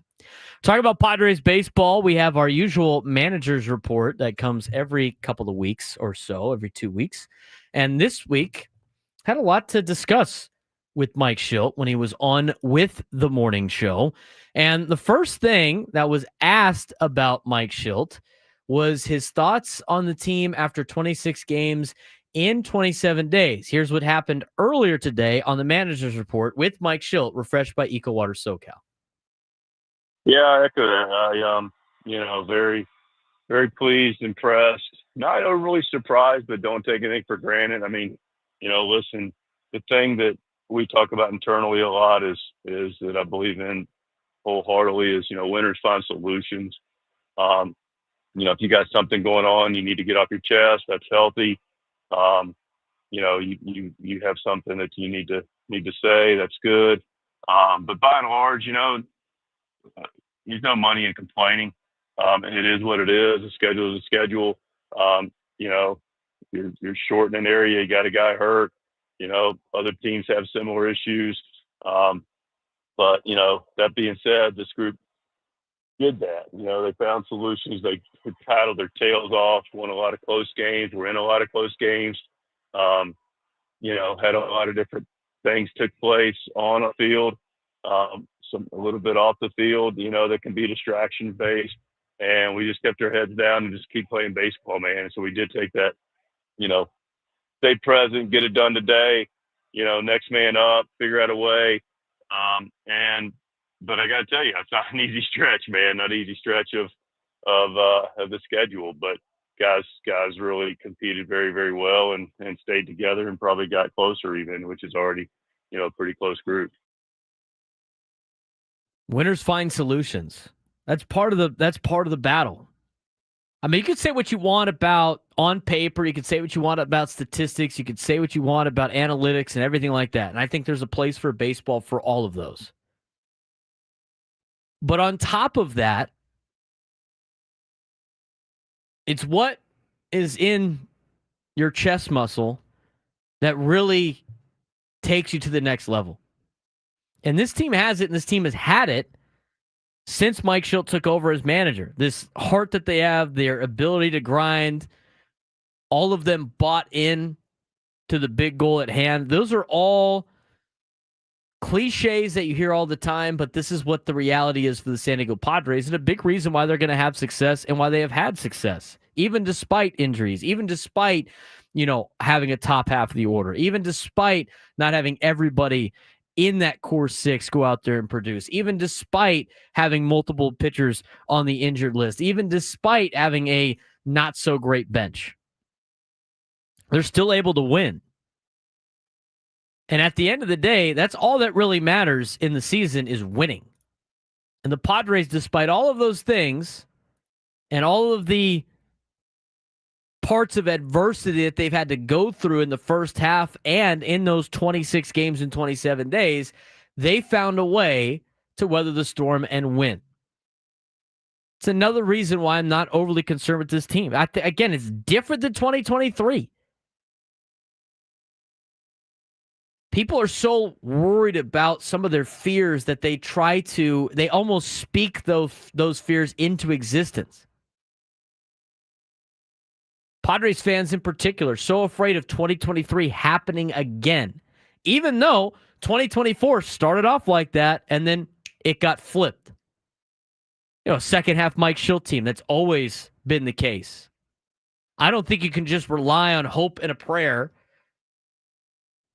and the phrase that Mike Schilt's good in the second half, but at the same time, not every season is going to be the same. 833-288-0973, 833-288-0973. What's going on? I just saw that my New York Islanders just traded our best defenseman to the Montreal Canadiens. It's rough, dude. Yeah, it is. Not good. Not good at all. The Anaheim Ducks traded Trevor Zegras. I don't know what the NHL teams are doing a lot, but I don't either anymore. But anyway, back to Mike Schilt. Do we have an update on you, Darvish, Mike? Not anything concrete about the penciling in, but we are getting closer to putting together, a plan that is getting him back. He had a good outing. Came and traveled with us after that outing. 3 innings, 51 pitches. Felt better, even in third, than he felt in the first and second. So very favorable. We'll evaluate after yesterday's day off, see where he's at from a catch play standpoint, figure out what the next, bullpen looks like, and then what it looks like beyond that. Whether he goes to Arizona for a simulated game or just what that looks like. So, but he is getting closer. The 51 pitches is a big one. He hadn't been to that number in a while, and he recovers well, moves forward, and now we're bumping into getting him to a place where he can come back and pitch for us here in the big leagues for 80 bullets or so. It'd be nice to have you, Darvish, back in the rotation. I said on the roundtable, and I'll say it again. The Padres season is not over if you, Darvish, doesn't come back. If Michael King doesn't come back, the Padres season might be over. They're drastically different at this point. The production you get out of you, Darvish, yes, he is very good. He's up there in years, right? You've missed a lot of time of you, Darvish, over the last calendar year, and you've been okay. I just need him to pitch in October. But if he doesn't pitch in October, you can go get a fourth arm and be successful in October. And there are arms available like we're going to talk about in the next segment. If he doesn't come back, it's not the end of the world. If Michael King doesn't get back, it might be the end of the world. It might not be very good if you're a Padres fan, if Michael King does not come back, which I think he will. In the meantime, you have other players in the rotation that have been filling in nicely. One of them is Ryan Bergert. Now, the problem with Ryan Bergert is he got drilled with a line drive in the forearm. He's on the injured list, which means his spot is open in the rotation in Philadelphia. What happens to Bergert's rotation spot, as we ask Mike Schilt? It could potentially have a bearing on it. We've got some options that we're still finalizing, debating. So, it's a pretty fluid situation, quite candidly. Thanks. I mean, did we honestly, I don't even know why. Did we know? Is that a surprise? I don't know. I don't know why I went down that road. I should have known better. Hand up. That's on me. Accountability. Foul. He draws the foul. I should have known better. I mean, come on. Really? Is this your first? I'm going to talk to myself for a second. Is this the first time you've ever listened to a Mike Schilt interview or a Mike Schilt press conference when asked about roster spots? What is he going to say? That was a waste of what a waste. Listen, sometimes you might get lucky. You might get lucky. You might catch him on an off day, and he says something that actually might be helpful. We put everything on black. It came up red. We knew it was going to be red. And it was not. Or it was red. We knew it was going to be red. We bet black anyway. And it came up red. Maybe we'll get an update on Xander Bogaerts and his injury that he had after a hot stretch. Got anything on that, Mike? We're really optimistic. I mean, it was a couple of things. Yeah, he's been, he's finally getting results, and good for him, good for us, for a lot of reasons. Yeah. Good to see, like I said, the work, the approach, all the things that, we measure in this game now that are underlying, that tells you if the player's looking to be in a good place to have success. It's good to see the actual success take place coupled with those numbers. Relative to his health, the 48 hours was well used. Texted with him yesterday, optimistic about the day. We'll see when he arrives to finalize it, but he, looks like nothing overly serious. That a sore, compromised shoulder he hurt last year, but it looks like some rest has done him good, and we'll see if he's available for tonight. If he's in the lineup tonight, I'm not overly concerned. If he's not in the lineup tonight, then I'd be slightly concerned. You can't, even if Bogaerts hasn't been that great this year in 2025, you can't afford to keep losing guys at this point in time. So hopefully he's back and ready to go, and we'll see if he is in the lineup. Last thing we're going to play for you.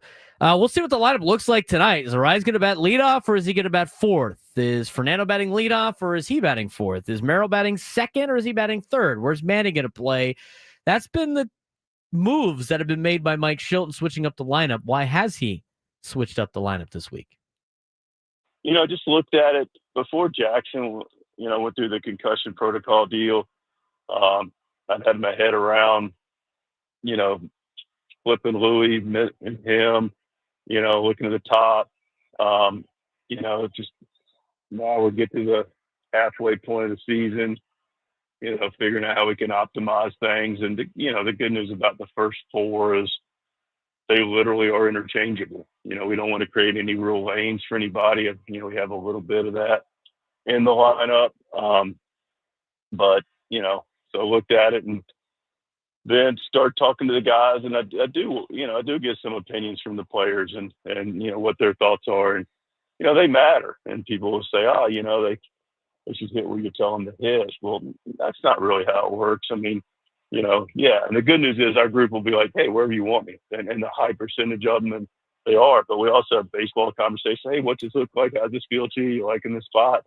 So we talk through all those things, and we look at the balance of it. And like I said, ultimately, we got four guys that you could effectively hit in any one of those spots and feel pretty good about it. And we do. That's funny. I think I heard that before. Have I heard that before, Frank? I think I've heard that before. Have you heard that during this time slot? I think I've heard that before. I think I heard that in the presser on Wednesday and Thursday and Tuesday. I think I've and Monday heard that before. and Sunday. I think I said that on the round table. I think I've said that multiple times. It's the same four guys. You can see very interchangeable. I'd love to see Manny bat leadoff today. Let's just complete the trifecta. Just break it all. Do it. Just break the They're whole thing. interchangeable. I mean, is he the lone guy that hasn't hit leadoff out of the four? I thought Merrill hit leadoff at least once this season. Is he the lone guy left? Do it, Mike. Interchangeable. I'd love to. Hey, you know what? Get your best player up as many times as possible. Do it.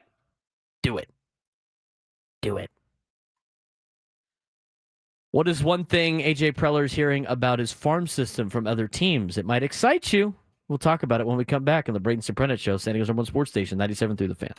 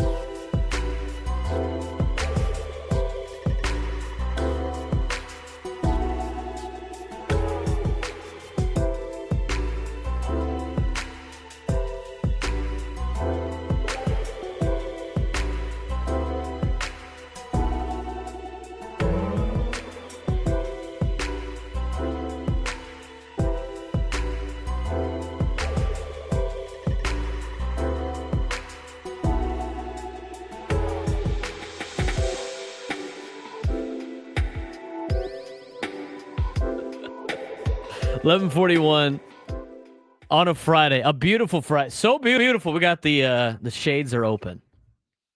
How bad is the camera though? It's not the worst. That's what that's what these lights are for. Turn your light on. Your ring light. You got a ring light. No. Why not? Why do you want to see me? What is it? Your camera's on the thing. We can't not see you. Yeah, hold on. Let me make myself brighter so you guys can watch me. It's called lighting. It's called lighting. Work on the computer. It's called lighting. If you're gonna have the. Oh look, we can actually see Frank's face. Sorry. Don't hide in the shadows, Frank. You think? Sorry to all of you. Do you think darkness is your ally? I was born in it, molded by it. Okay, that's going to annoy the crap. Looks good. Looks fine. Now you can see the beautiful view that we have here at the Odyssey Palace of Sarah Mesa. No, there's the plastic bit on the side of the camera I just noticed is flapped open and it's driving me up a wall now. Oh yeah. Good job, Frank. I didn't do it. Smooth move, Grace. Back to Padres. See, Tessa agrees. That's way better, Frank. Way better. Back to Padres. So we talked about A.J. Preller not regretting the Soto trade as part of the Dennis Lin article. Here is the portion that I thought was very important for this year that was mentioned. Of course, the trade deadline coming up at the end of July. It's still June. It's June 27th. Couple of quotes from this. We'll start with a positive quote from A.J. Preller. Quote in the Dennis Lin article from a couple days ago. I can tell already in some of the initial early conversations with clubs, we have a lot of guys that have stepped forward in the system. On the pitching side, there's been a number of guys that are going out and pitching well, some of whom have been highlighted as top names in our system, top draft picks. But there's been a group of guys that have continued to get better. Whether that plays into the trade deadline or more, so that plays into next few years, I think that's been a real good development for us. That is a very, very important conversation, or should I say quote, from A.J. Preller. Because, again, it tells you, this is what clubs are saying about the San Diego Padres. This is not what MLB Pipeline or some of the or Fangraphs or some of these blogs and sites that put lists together. At the end of the day, I don't care what their lists say. They're more of a guide for fans to pay attention to the minor leagues of what might be coming up in the farm system. I don't care what they have to say. I care what other teams have to say about our organization, about our farm system, about whether or not we have players that other teams covet. Because if the Padres have those players, they can make trades at the deadline. If they don't have those players, then it's going to be tougher to make trades at the deadline. We have gotten reports from Dennis Lin and Kevin Acee and AJ Cassaville. The Padres are going to be active at the trade deadline. And we have now gotten reports that other teams do value players in the Padres organization. And I'm telling you, there's going to be players in there that are not named Boston Bateman, that are not named Ethan Salas, that are not named Leo DeVries, that are going to be highlighted by other teams that think they could be depth pieces. They could fill out a roster. I think Fangraphs does a really good job in terms of putting together, and we'll get to this closer to the trade deadline, but what they do is they when they evaluate the farm system, and again, these are more of guides. I care what other teams view the Padres farm system as, not what Fangraphs does. But Fangraphs will give you a guide. It's very insightful, but their opinions might be different than what other teams think. They do a good job of evaluating the players and then giving this is what this player is expected to be at the big league level. They're superstars, one of them, all-stars, one of them, everyday starters, one of them, bench players, one of them, high, 4A guys, one of them. They just has their ceiling listed for all of these players. Sometimes they're right. sometimes they're wrong, but it gives you a guide about what you might be giving up for certain players. We talked about this before in terms of what the Padres need. What the Padres need position-wise are not positions that usually require a, quote, future superstar or, quote, future all-star or, quote, even an everyday starter. A lot of the players that the Padres might be interested in and the positions that the Padres do in fact need are players that require you to send them maybe a future bench piece. I mean, there's players out there that need to fill out a roster. These teams need to fill out rosters. There are players, and it's okay if you are a Major League Baseball player and your entire career is just being a solid bat off the bench. That's still a hell of a career. I mean, just getting a cup of coffee in Major League Baseball is still a major accomplishment. There's not a lot of people that have been able to do that. So you can trade guys that are not going to be future stars and get things in return. Get fringe players in return. That's usually what gets these deals done. The Padres don't need to get a Juan Soto type. They don't need to get a Max Scherzer. I mean, these are some of the big names that were part of the deadlines in the past. They don't need to try to go get, pry Alex Bregman from the Red Sox. And even with some of the pitchers, you don't need to go spend a ton to go get a guy like Walker Buehler who might be available at the trade deadline. And as I've mentioned before, there's guys that pan out that are throw-ins on certain deals. There's guys that pan out and get traded that are lower in the organizational rankings that other teams covet. Look at the Pirates again. That trade I keep bringing up, and it's one occurrence, but it's the one that comes to mind. David Bednar was the 30th best prospect in the Padres organization when he was traded for Joe Musgrove. The 30th best player in the Padres organization was traded for Joe Musgrove. It's possible. It's possible. So again, until you start hearing from other organizations about how they evaluate the Padres, it's going to be hard to guess like, oh, we don't have anything to trade. No, they got a lot to trade. They got a lot of players in their organization. There is value there. And the more some of these teams lose, like the Boston Red Sox, like the Arizona Diamondbacks, that makes it even bigger of a pool. What can the Padres get at the deadline? We briefly talked about it on Wednesday, but we will go into greater detail in the noon hour. But first, let's be frank with Frank. It's time for the sports thread. You know that group chat? The one that's always blowing up with the biggest sports takes, debates, and breaking news? You got barbecue back there, and you didn't invite me? Yeah, we've got that too.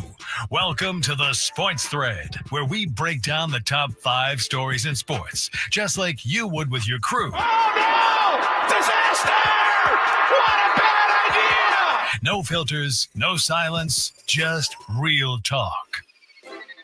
All right, Frank Marchese, what do we got today on a Friday? We have a fun and delightful day on the always delightful on the sports thread. Number 1. Do you guys remember during the Super Bowl halftime show there was somebody ran across the field with a Free Palestine flag? Well, he has been arrested apparently as of Tuesday. Again?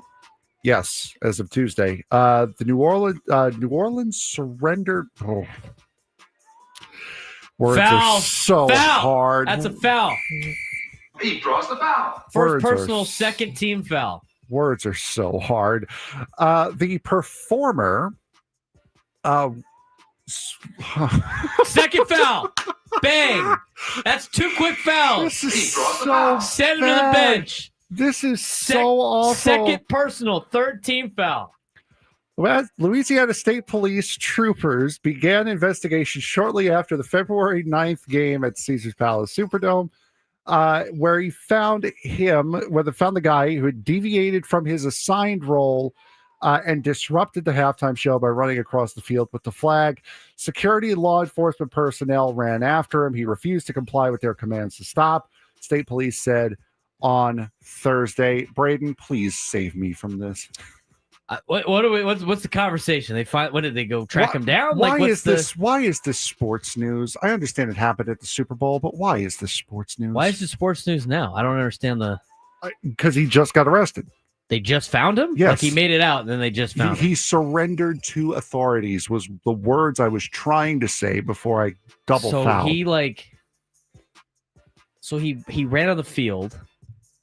No, he was a performer. He was supposed to be on the field. He was supposed to be there. And then he ran off. And then he went rogue and And then he surrendered to police. For doing what he did. Yes. And they just arrested him. He surrendered. He surrendered yesterday?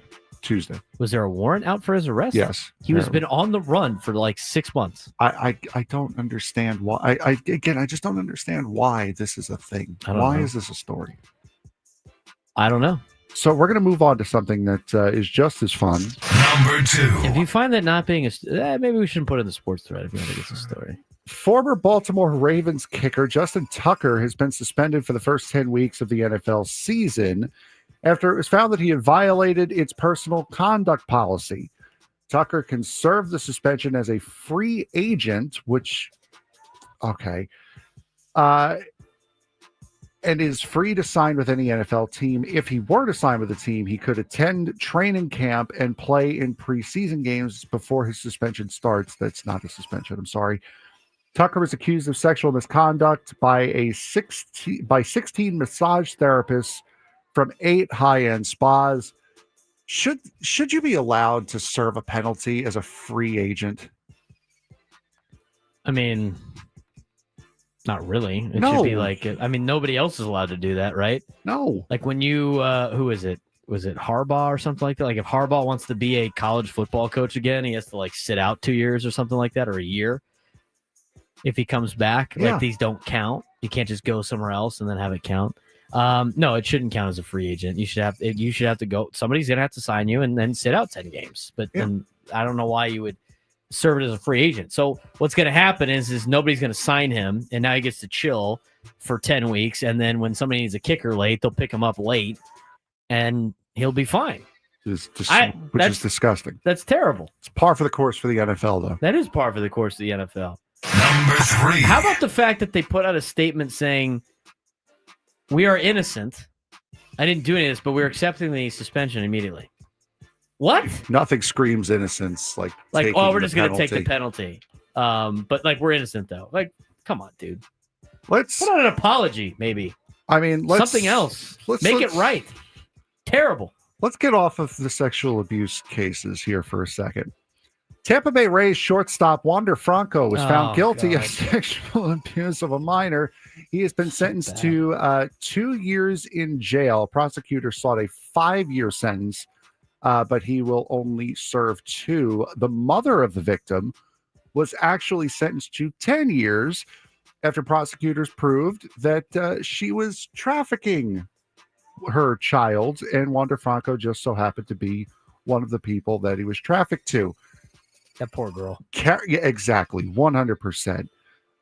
Should Franco have gotten the 5 years that the prosecution was seeking? I'm not a judge, dude, so I don't know. I just feel like multiple people need to be thrown in prison for that, and that sounds like what it is. 2 years seems kind of light for sexually abusing a 14-year-old, which is beyond disgusting, including her mom trafficking her. That poor girl. Exactly. It's rough. We're going to start the new lunchtime hour when we come back on the Braden Surprenant Show on San Diego's #1 Sports Station, 97.3 The Fan.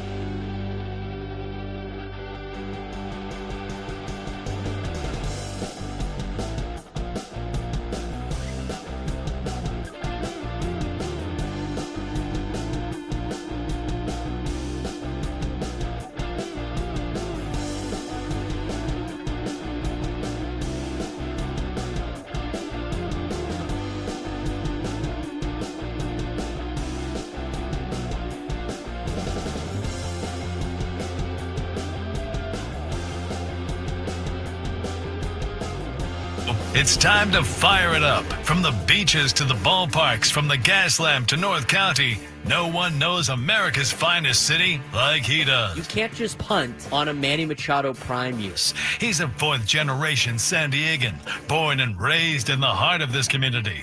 Passionate, opinionated, and always bringing you the real talk on your teams, your city, and everything in between. Braden totally knows his stuff. He's ready for the next step. That guy is good. Live and local, it's the Braden Surprenant Show. But I think Braden's one of the up-and-coming young stars in the media game in San Diego. Now, here's your host, Braden Surprenant. New lunchtime hour on the Braden Surprenant Show. As we get you ready for Padres baseball coming up at 4:10. Equal Water SoCal Padres pregame show at 3:10. Might have to pivot here, Frank. Not in this particular segment, but we're pivoting. Uh-oh. Guess we're not going to Fair Play. We might not be going to Fair Play now. Oh, boy. What happened? My friend doesn't get off work till 5. Oh. I was like, what? So here's the deal. Like, here's the whole thing. They plan this thing. I usually get invited and I go along for the ride. I don't have to do, I thought you were talking about the show. I'm like, wait, what are we moving around? We're not here? moving anything on the show. Nothing on the show is getting moved. But my plans for tonight are getting moved, potentially. So they have this thing, they're going to go to Fair Play. And my buddies are big Nick Martinez fans, but they're rooting for the Pods. So they're going to wear, they both bought Nick Martinez jerseys at the garage sale. The only ones they had left were the military ones. Okay. So they have military Nick Martinez jerseys, and they're like, we're going to go, when Nick Martinez pitches against the Padres, they're going to go to Fair Play, and we're going to watch in our jerseys. Thank you for your service. I'm like, okay, cool. And then they've been talking about it all week, and I was like, all right, we're going to Fair Play? Sounds good. I'll meet you there, down in North Park. I live up in Scripps Ranch, so a little bit of not too bad of a drive, but you know what? We've so I'm asking in the group, what time are we meeting? And I hate asking that question because I get some sarcastic ass and think like, oh, 4:10. Yeah, obviously the game's at 4:10. I said, don't, and I responded, don't have anybody ask or don't have anybody tell me 4:10. I understand what time the game starts. What time are we actually getting down there? It's kind of my job to know what time the game starts. Yeah, I know what time the game starts. I've said it probably 15 times in the show today. What time are we getting to Fair Play? And my friend's like, well, I won't be there at 4:10. And my other friend goes, yeah, he doesn't get off work till 5. I'm like, what? And he's like, and by the way, the Padres are hitting right now, probably won't get down to Fair Play if you leave at 5 until like the 6th or 7th inning. So what's the point of him going down there? So might have to pivot to a place closer to us. Might be a pitcher's night. Kraft Taco? I'm not going to Kraft Taco for that. I love Kraft Taco, though. Have you been to Kraft Taco yet, Frank? I have not been to Kraft Taco. Foul. That's your third of the day. Oh, for God's sake. You might as well. He's just going to have an automatic one foul every day until he goes to Kraft Taco.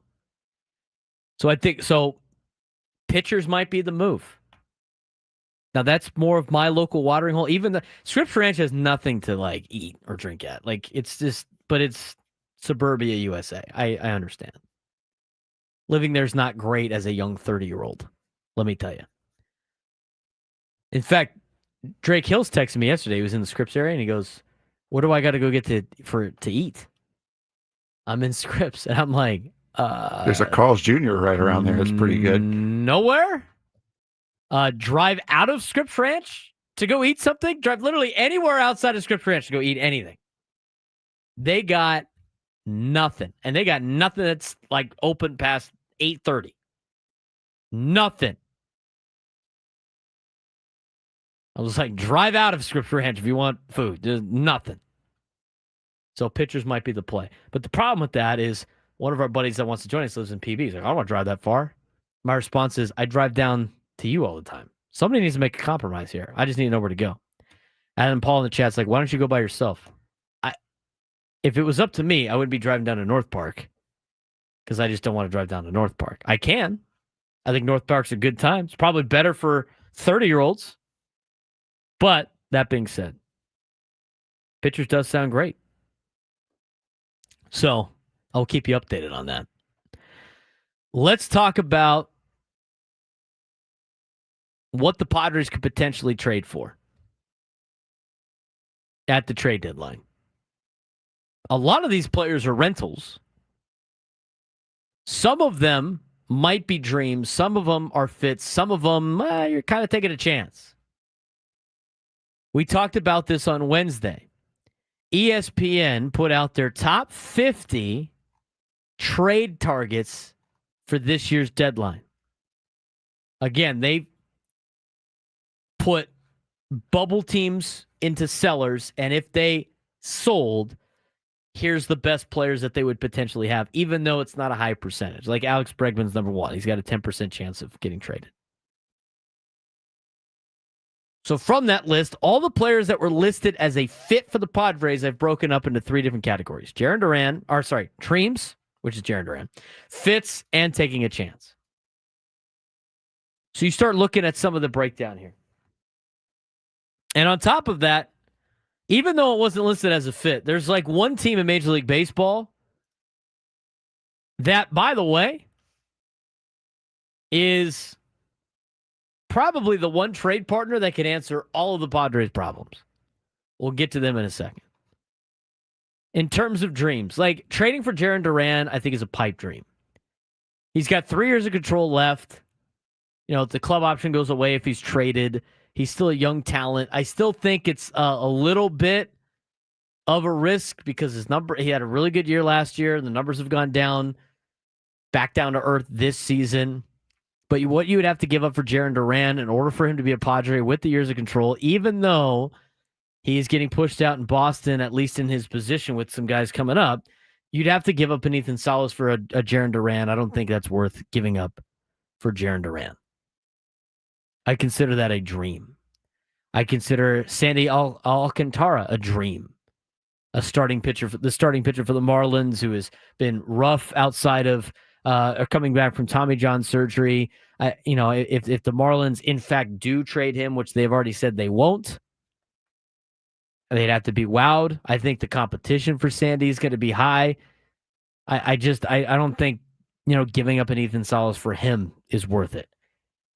Freddie Peralta is very interesting. I consider him a dream for the opinion of, or for the facts of, should I say, the Milwaukee Brewers. I don't think are going to sell. I think it's going to be difficult to try to pry him from Milwaukee. I think if Milwaukee does in fact try to sell, he might be an option. But what you have to give up and the odds of Milwaukee selling with kind of where they're at in the standings right now, I think is kind of a dream. Zach Gallen was listed as a potential Padres fit, but the fact that he's a starting pitcher for the Arizona Diamondbacks, I list as a dream. The last two dream picks, I think, are for the same reasons. Walker Buehler, starting pitcher for the Red Sox, he just signed a deal with Boston to be there during the offseason. I wouldn't mind seeing Walker Buehler in a Padres uniform, but that being said, one, the Red Sox have to be sellers at the deadline. And two, you'd probably have to give some up for Walker Buehler. Walker Buehler's he's a rental. He's getting $18 million this year, and he has a mutual option for 2026, which who knows if you'd get. So he'd basically be a rental for the San Diego Padres. You only got to pay about 40% of that $18 million. So it's not the worst deal from a money standpoint. But again, the Red Sox would have to be sellers at the deadline. I don't know if he's going to be that. So again, and it's not like he's a for sure thing. It's going to be lights out with Walker Buehler. But I wouldn't mind him as a part of the rotation. His last couple starts haven't been great, but I still wouldn't mind. He's got the track record. Fits. Here's where you could get some good fits for the Padres, where I think they can make a deal. We'll start with Kansas City, Seth Lugo. He is also a rental. He's got a player option for 2026. He's making $15 million a year for the next 2 years. He will not accept that player option because he's pitched better than the $15 million. Kansas City, I don't know. It's hard to ask for a lot when guys are rentals. Seth Lugo up there in age. They could get something for him. I'd love to see Seth Lugo back in a Padres uniform. I think that's a fit for San Diego, where Kansas City is at. Now, Kansas City is hanging around, but I'd be down to bring back Seth Lugo. Again, you'd only have to pay 40% of the $15 million. You look at another fit. I think Tyler Mahle is a fit for the Padres, who pitches right now for the Texas Rangers. Again, you're just trying to find some depth. You're not looking for a front-end starter. You're trying to find some depth in this rotation to help just in case Yu Darvish can't come back, or, and you can never use too many arms. I still don't think it's their number one issue. I think left field still is, but you have to have some contingency plans just in case a King is out or a Yu Darvish is out. Now, if King's out, I think you're in trouble because I don't think you can replace. There's not a Michael King out there on the trade market, but there are equivalents to Yu Darvish in terms of where he's at right now in his career. Tyler Mahle of the Texas Rangers, rental, $16.5 million. You have to pay 40% of that. He's 30 years old. I think he can need some innings for you in the second half. Zach Eflin, a former San Diego Padres first-round draft pick, Zach Eflin. Again, rental, getting $18 million this year. You'd have to pay around, again, 40% of it with a Baltimore team that is going absolutely nowhere. I think that's a fit for the Padres. I think the pitcher that they're going against tonight in Cincinnati is a fit for the Padres, and Nick Martinez. We've seen what Nick Martinez can do in a Padres uniform. I think he'd be very versatile in terms of being a starter, but also in being a guy that eats innings for you in the bullpen.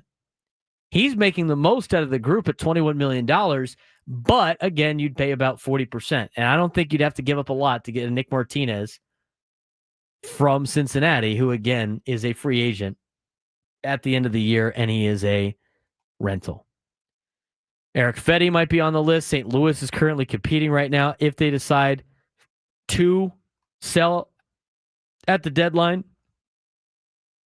And then the other player is the only outfielder part of this list, and that is a Jesus Sanchez from Miami, outfielder for the Marlins.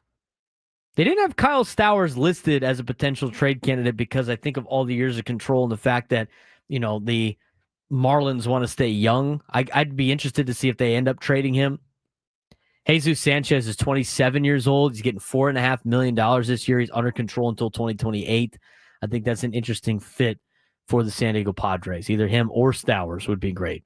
But I would imagine Miami's probably more willing to trade Sanchez than they are Stowers. The package that they had for Sandy Alcantara, by the way, that Jim Bowden put together was utterly ridiculous. I don't think trading your best two prospects in Salas and DeVries for a year and a half of Sandy Alcantara is worth it. Not the way he's been pitching after Tommy John surgery. Which leads you a couple of outfielders that are taking a chance and taking a chance on. Luis Robert Jr., rental for Chicago, not playing well this year, but has potential. Not going to cost you a lot if he's a rental that's not doing well. Luis Robert Jr. would be a taking a chance piece at the deadline. Taylor Ward, another taking a chance piece at the deadline. High power numbers, not a high average. Doesn't get a lot of hits. Is a decent outfielder, not that great. From the Angels, again, rental. Don't have to give up a lot. Adolis Garcia, kind of the same deal. Not having that great of a year, has shown spurts of being very good. Texas still thinks they're relatively in it. We'll see what they decide to do at the deadline, but I think you'd be taking a chance on Adolis Garcia. Those are some of the main fits, I think, for the San Diego Padres. That being said, there's one team that could probably fix all of their problems, and they're all rentals. We'll talk about it when we come back on the Braden Surprenant Show, San Diego's number one sports station, 97 through the Fan.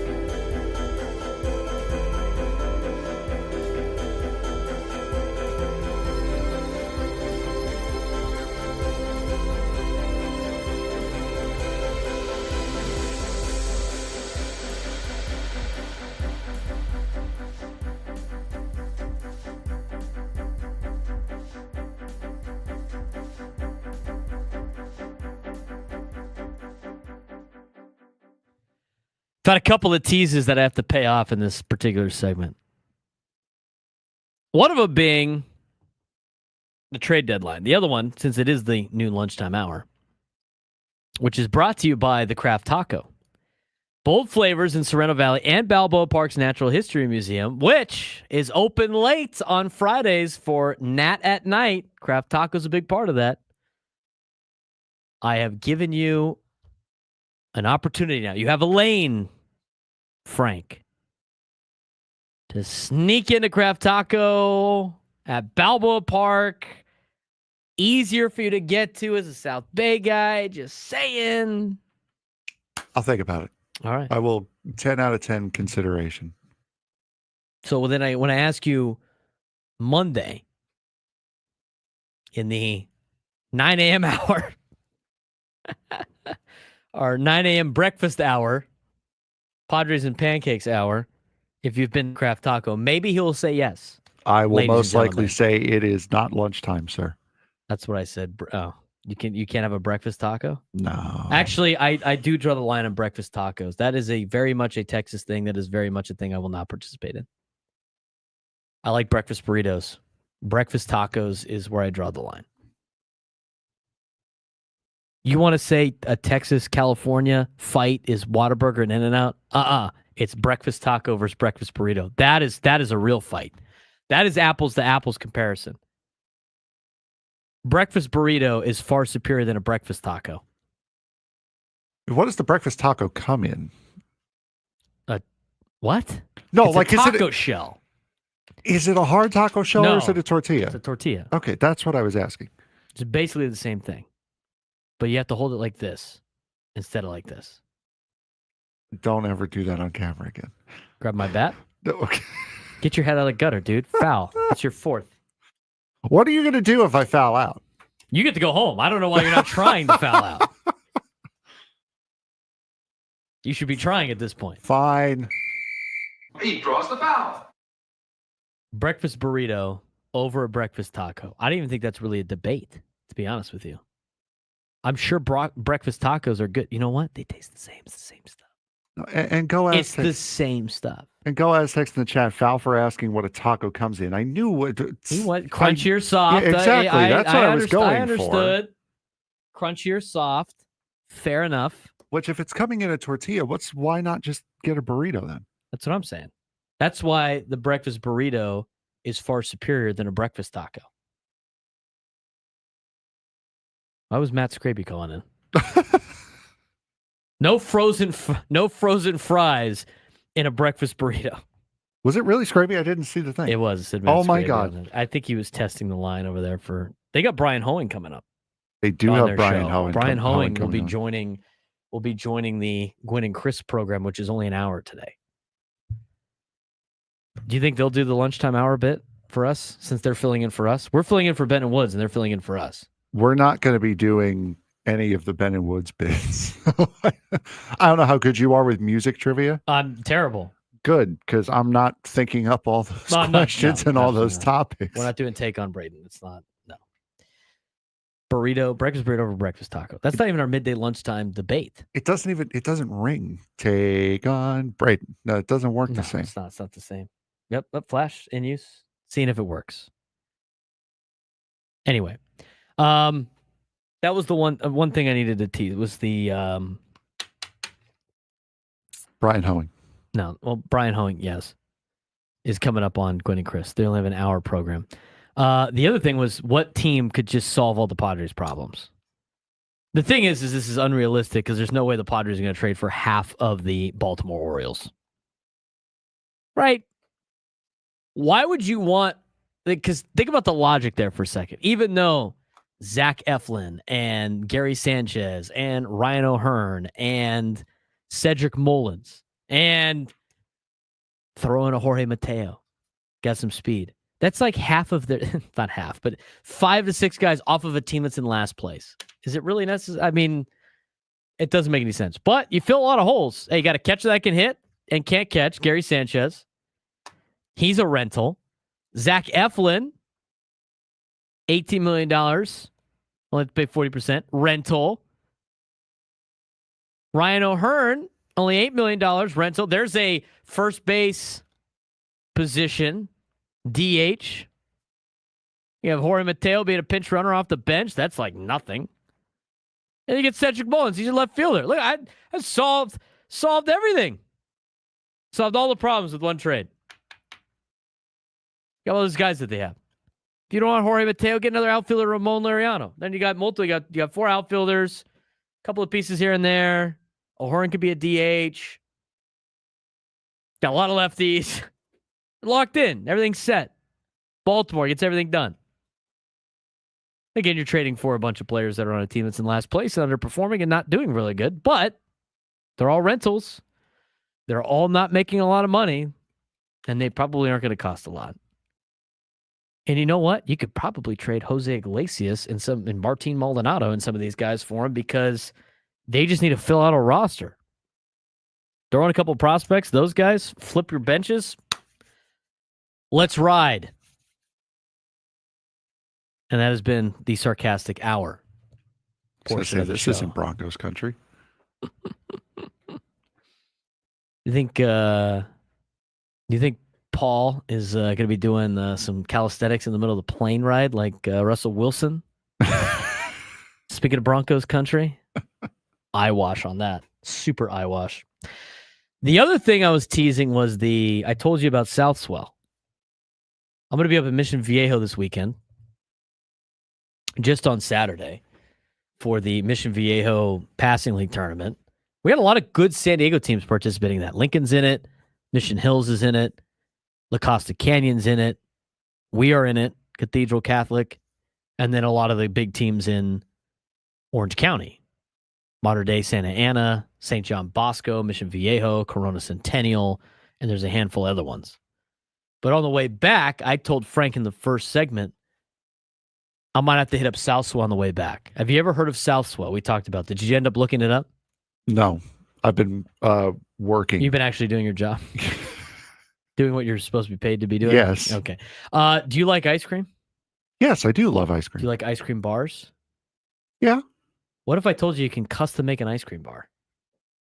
You walk into a place, it looks like Chipotle, but it's ice cream bars. You have my attention. Full, undivided attention at this moment. You can either get a vanilla or a chocolate ice cream bar. Vanilla. Dipped in chocolate. Okay. Or you can get a frozen banana if you're really feeling edgy. Okay. You dip it in chocolate, and then they have every sundae topping you know on demand. And you get to have 2. They'll dip one side in one topping and one side in the other topping. And then on top of that, they have drizzles that you can drizzle the top with either like a sauce or something like that. So let me inspire you here for a second. Okay. This is what I get. I will get the vanilla bar. Okay. I'm not a fan of chocolate ice cream. That's a conversation for a different day. I love chocolate. Chocolate ice cream out. I'm with you there. You dip it. You go half Oreos. Okay. Half sprinkle. I'm a big sprinkles guy. Half sprinkles. It's got to be the rainbow sprinkles, though, right? It doesn't really matter to me. Sprinkles are sprinkles, but the rainbow ones are good. Got to be the rainbow sprinkles. It's very classic ice cream. And then it's peanut butter drizzle. Oh, you lost me there. Well, you're allergic to peanuts. Yeah. So, but aside from that, that's where we're at. They have other drizzles. They got like a raspberry. They got a marshmallow. So think about it from that perspective. They have like pieces of cheesecake, like raspberry cheesecake. Cheesecake bites? Yes. I got to look up what their actual toppings are right now. Yeah, do that. By the way, I saw in the chat there, Rod, Handles. We actually do have a Handles by where I live that I love Handles. I keep forgetting is there. I love Handles. But every time I go past it, I'm like, oh yeah, that's here. I got to have that sometime. So you can either do it custom or you can get one of their classic bars. They have the OG. These are all perfect for our show, by the way. The OG, Kevin and Chula Vista. Vanilla ice cream dipped in chocolate, topped with rainbow sprinkles. The D's Nuts, which is dipped in chocolate and topped with peanuts. The Naked Bar, which is just a regular one. Which is just a vanilla ice cream bar. And then they got other ones. The Bonfire, the Parent Trap. The Parent Trap is close to what I get. Mm-hmm. The Sweet and Salty, Castaway. The Bite Me. The Dawn Patrol, the Englishman. Those are all of the regular ones. But we gotta just do remotes at eateries around San Diego. I know. It's so great. Like, could you imagine getting handed ice cream every 15 minutes during your break? Our buddy Mike Crum does that at the Padre games. Ketchup on a taco guy, ketchup on the carne asada taco guy. He has. I think he has like 5 ice creams a work day. I can only When the ice cream I only machine have is broken, one. it's probably Crum's fault because he probably over ate the ice cream. Now I know who to yell at. Yes, it's Crum. This place is in San Clemente. It's great. They got one in Laguna Beach too. But this is what I'm saying. I think this is worth stopping on the way home for. Okay. Coming off the freeway. Do I need to take a picture of it for everybody for social media? Please do, yes. Southswell. They've been in business for a while now. It's been pretty good. I mean, we always go up to San Clemente at least once a year. Mm-hmm. Phenomenal. I'll just go through some of their toppings, I guess, that they have that you could pick from. So they have the Oreos I mentioned. They have they have graham cracker. They have like the s'mores one. Solid. You can top it with the marshmallow, like I said. They have potato chips sometimes you could dip it in. Interesting. Pretzel pieces. You can have caramel drizzle. They have toasted coconut. Okay. They have crushed Butterfingers. They have M&Ms. They have, your typical candies. I think they have Heath Bar too. They have Heath Bar pieces and salted caramel drizzle. They have they have a bunch of breakfast cereals you can put on there too. This is sounding oddly familiar to me. This sounds great, does it not? It sounds very familiar. What's is the what it familiar does. part? I used to work at a yogurt shop. Oh, that was my wow. very first job, and we had a lot of this stuff that I'm seeing. Well, that I'm hearing. Go Aztecs. Not letting my wife hear this segment. Maybe Drake can give us his Southswell. You want to get brownie points? You let her hear this let segment. her hear this segment. Unfortunately, Go Aztecs probably doesn't want to drive to San Clemente on his weekend. I consider San Clemente basically North County. It feels more San Diego vibe than it does Orange County anyway, in my opinion.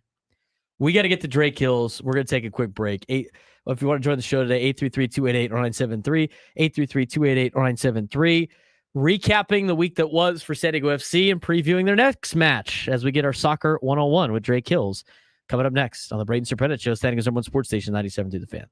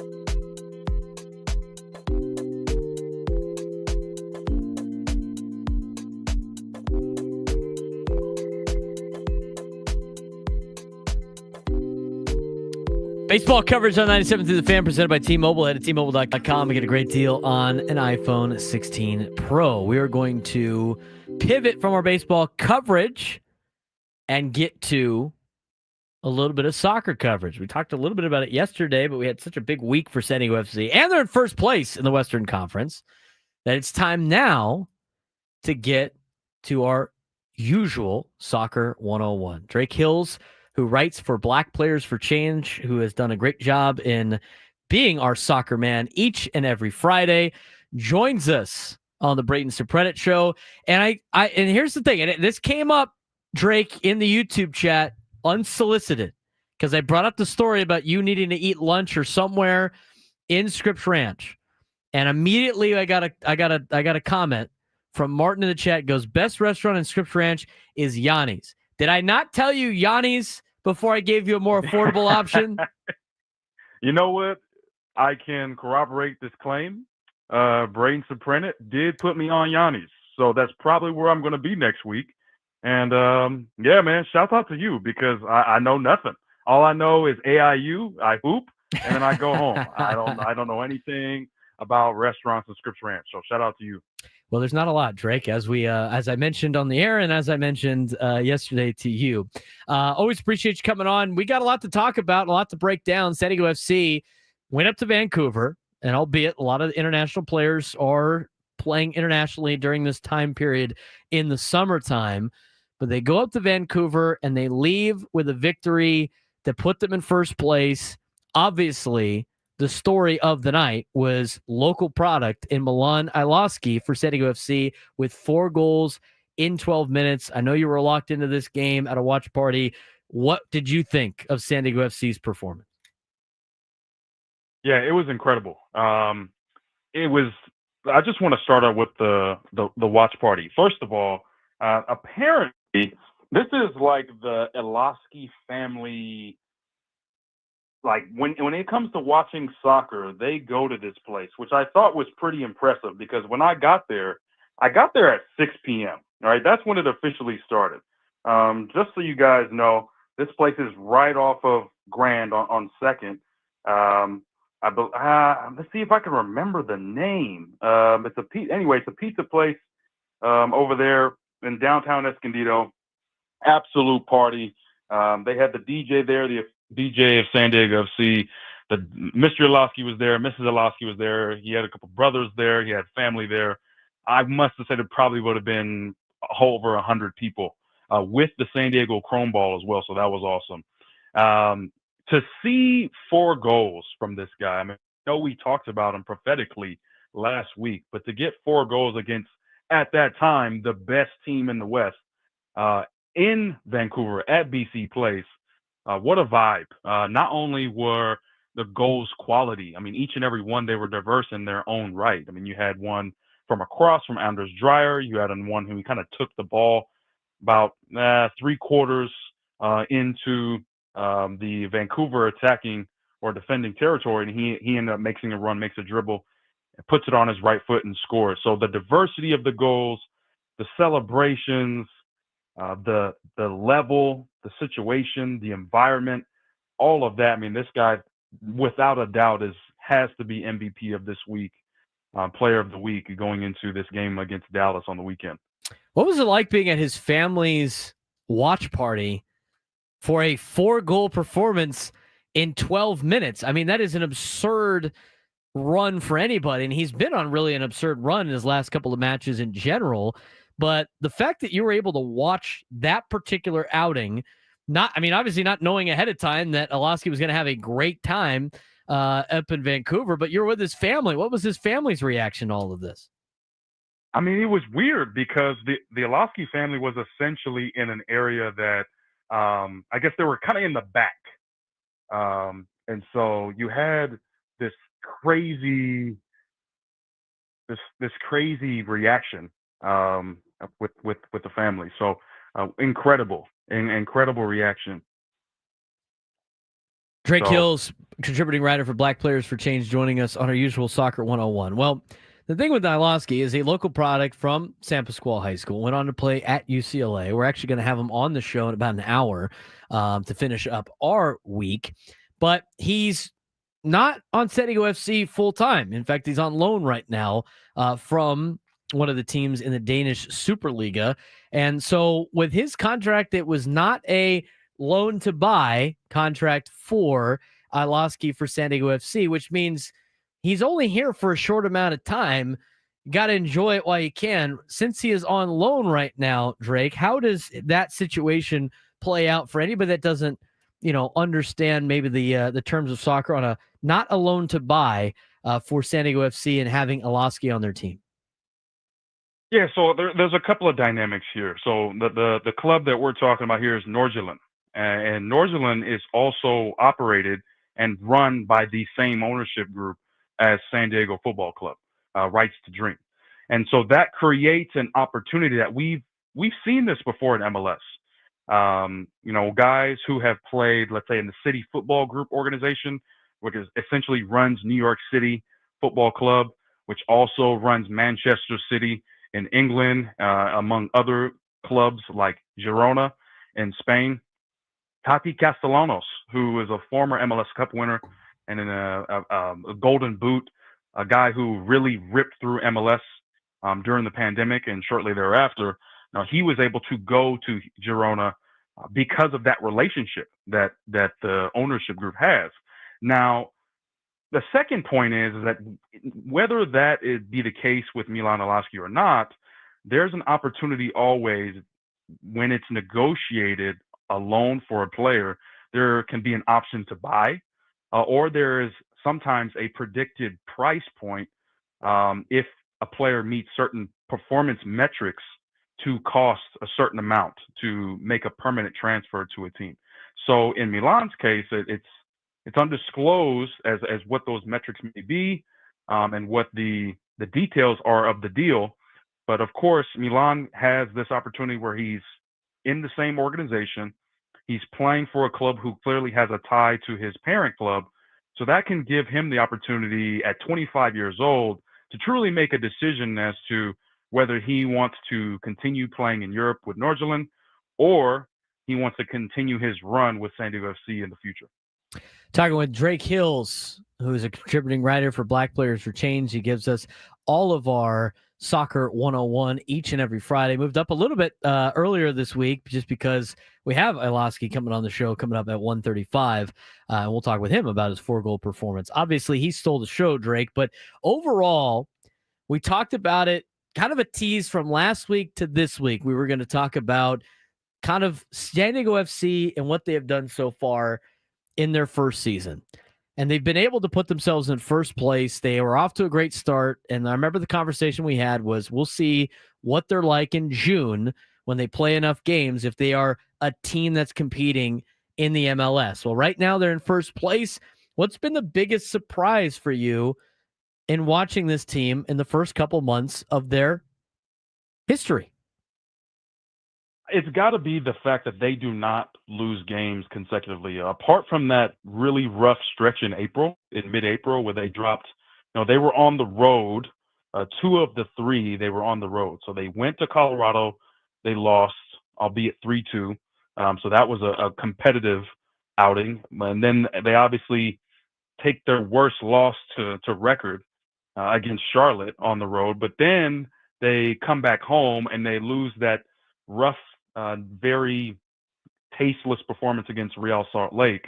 Diego Luna and company, obviously someone who is playing for the U.S. men's national team right now in the Gold Cup, comes into San Diego and they beat San Diego 3-1. Apart from that, this team does not lose consecutive games.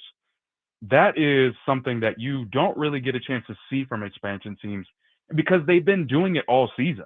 And this season has been going on since late February, and they've only had consecutive losses once. So that's one point. I also think if you look at their overall output offensively, I mean, this is a team that's this is a multi-goal per game team. I mean, that's incredible. Look at their wins going back to the beginning of March. 3 goals against RSL on the road. Then you got 3 goals against LAFC, 3 goals against Seattle Sounders, 5 against Dallas, right? 2 goals against Colorado, 4 goals against Minnesota on the road, 5 goals against what was the best team in the conference in Vancouver. So I think those two things puts this team in a very interesting and uncharted air and uncharted waters here. We're looking at Atlanta United in their first couple of years, LAFC in their first couple of years, as teams that have really shown offensively what an expansion team can be. So I think after Leagues Cup in the mid to end of August, I think we're going to start talking about not if San Diego FC is going to be in the playoffs, but what seed will they be in the playoffs? Talking with Drake Hills, who is a contributing writer for Black Players for Change, who joins us each and every Friday doing our soccer one-on-one. San Diego FC is in action again tomorrow. It's a 5:30 kick that will be in Dallas against FC Dallas, a team that San Diego wiped the floor with here in San Diego 5-0. What does San Diego FC got to do to try to continue their success against FC Dallas tomorrow? Yeah, this is going to be an interesting one because yes, it is on the road, and they have the wherewithal to say, "Hey, look, guys, we have, we've beaten this team before." But when it comes to the Club World Cup, though, or not the Club World Cup, I should say, but at least the Gold Cup, this Dallas team is probably one of the few teams that doesn't really have that kind of a dent in their teams. They don't really have a ton of guys who are either missing, whether it be for national team or otherwise. So I think it's going to be an opportunity for San Diego FC to check themselves, not get a little too comfortable, because this is a team that could be a little slippery. I mean, it is a road game, and road games are always hard in MLS. And nevertheless, it is late June in Dallas, Texas. And no, they're not playing in Jerry's World. So this game is going to be outdoors. So I think it's an opportunity for San Diego FC to assert themselves as the best team in the West. And who knows? Maybe it's a Milan Ilasky summer. I mean, maybe that's what we should call this. Maybe he's going to give another three-goal thriller for San Diego FC. The Summer of Milan, maybe.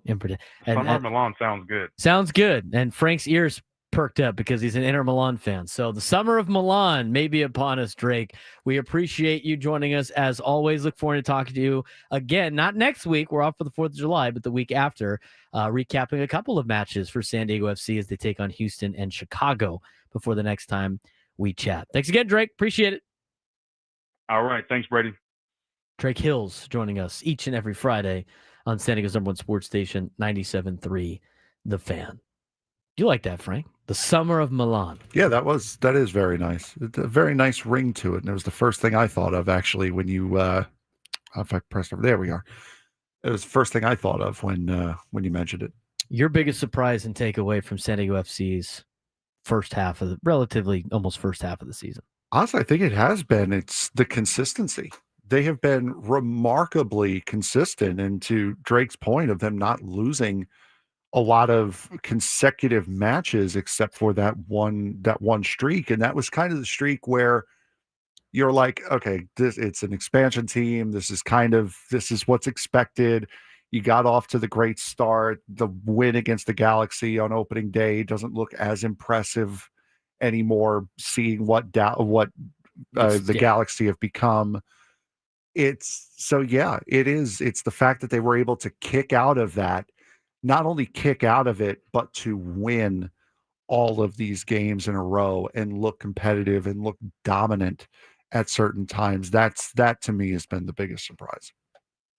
What do you think about, like, when you look at this team, at what point in the season, because you watched pretty much all of their games so far this year, you've been to a lot of games. Yeah. At what point during the beginning of the season were you like, this team is for real, it's not just a great start? I think it was after they kicked out of that bad run of games that they had, because especially for an expansion organization, it is very easy to lose that hot start, go into a lull, and then just sit there and flounder. But the fact that they were able to kick out of it as emphatically as they have been able to, absolutely fantastic. And that's kind of where you sit back and go, this is the real thing. They have a genuine shot, and they're not just riding a wave of momentum. They really are that good. FC Dallas does not have a lot of players participating in other entities right now, mostly a full team. compared to San Diego FC that is missing certain players. Is that enough of a leveling for FC Dallas to make this extra competitive and maybe give San Diego FC a scare? Is this one of those trap games for San Diego FC coming up tomorrow? It can definitely be considered a trap game, but if you look at some of the guys who they're missing Chucky Lozano, 5 goals, 6 assists. He's third on the goal list now for this team. He's definitely made an impact, but he hasn't been the reason why San Diego FC is as good as they are. It's been Anders Dreyer who has made this team. It has been, I'm trying to look at some of the names. McVeigh has been fantastic on defense. Ingvartsen has been great coming in substitution roles. And now you have Ilofsky, who's taking the place of I can't pronounce his name. Number 9, who's off on leave now. He's filling in, but yeah, that's why. So the guys who are out playing in the Gold Cup or playing in other international places, they're not the reasons why they are as good as they are, and the reason why they're as good as they are still here with the team. How's Inter Milan doing? They have made it to the next round of the Club World Cup. There was actually quite an interesting article that came out about them after Champions League. So kind of makes Champions League a little bit more understandable. Makes sense. We got a Padres lineup. We'll dissect that. Is Xander Bogaerts in the lineup? We'll let you know. Plus, we got more to get to on this Padres Red Series when we come back. Final hour of the week of the Braden Surprenant Show on San Diego's #1 sports station, 97.3 The Fan.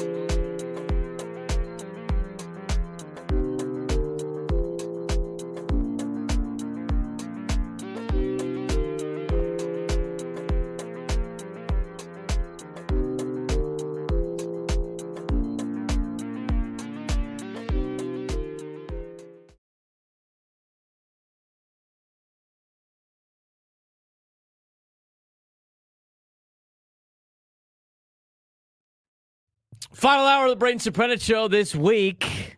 San Diego's #1 sports station, 97.3 The Fan. Good soccer talk with Drake Hills.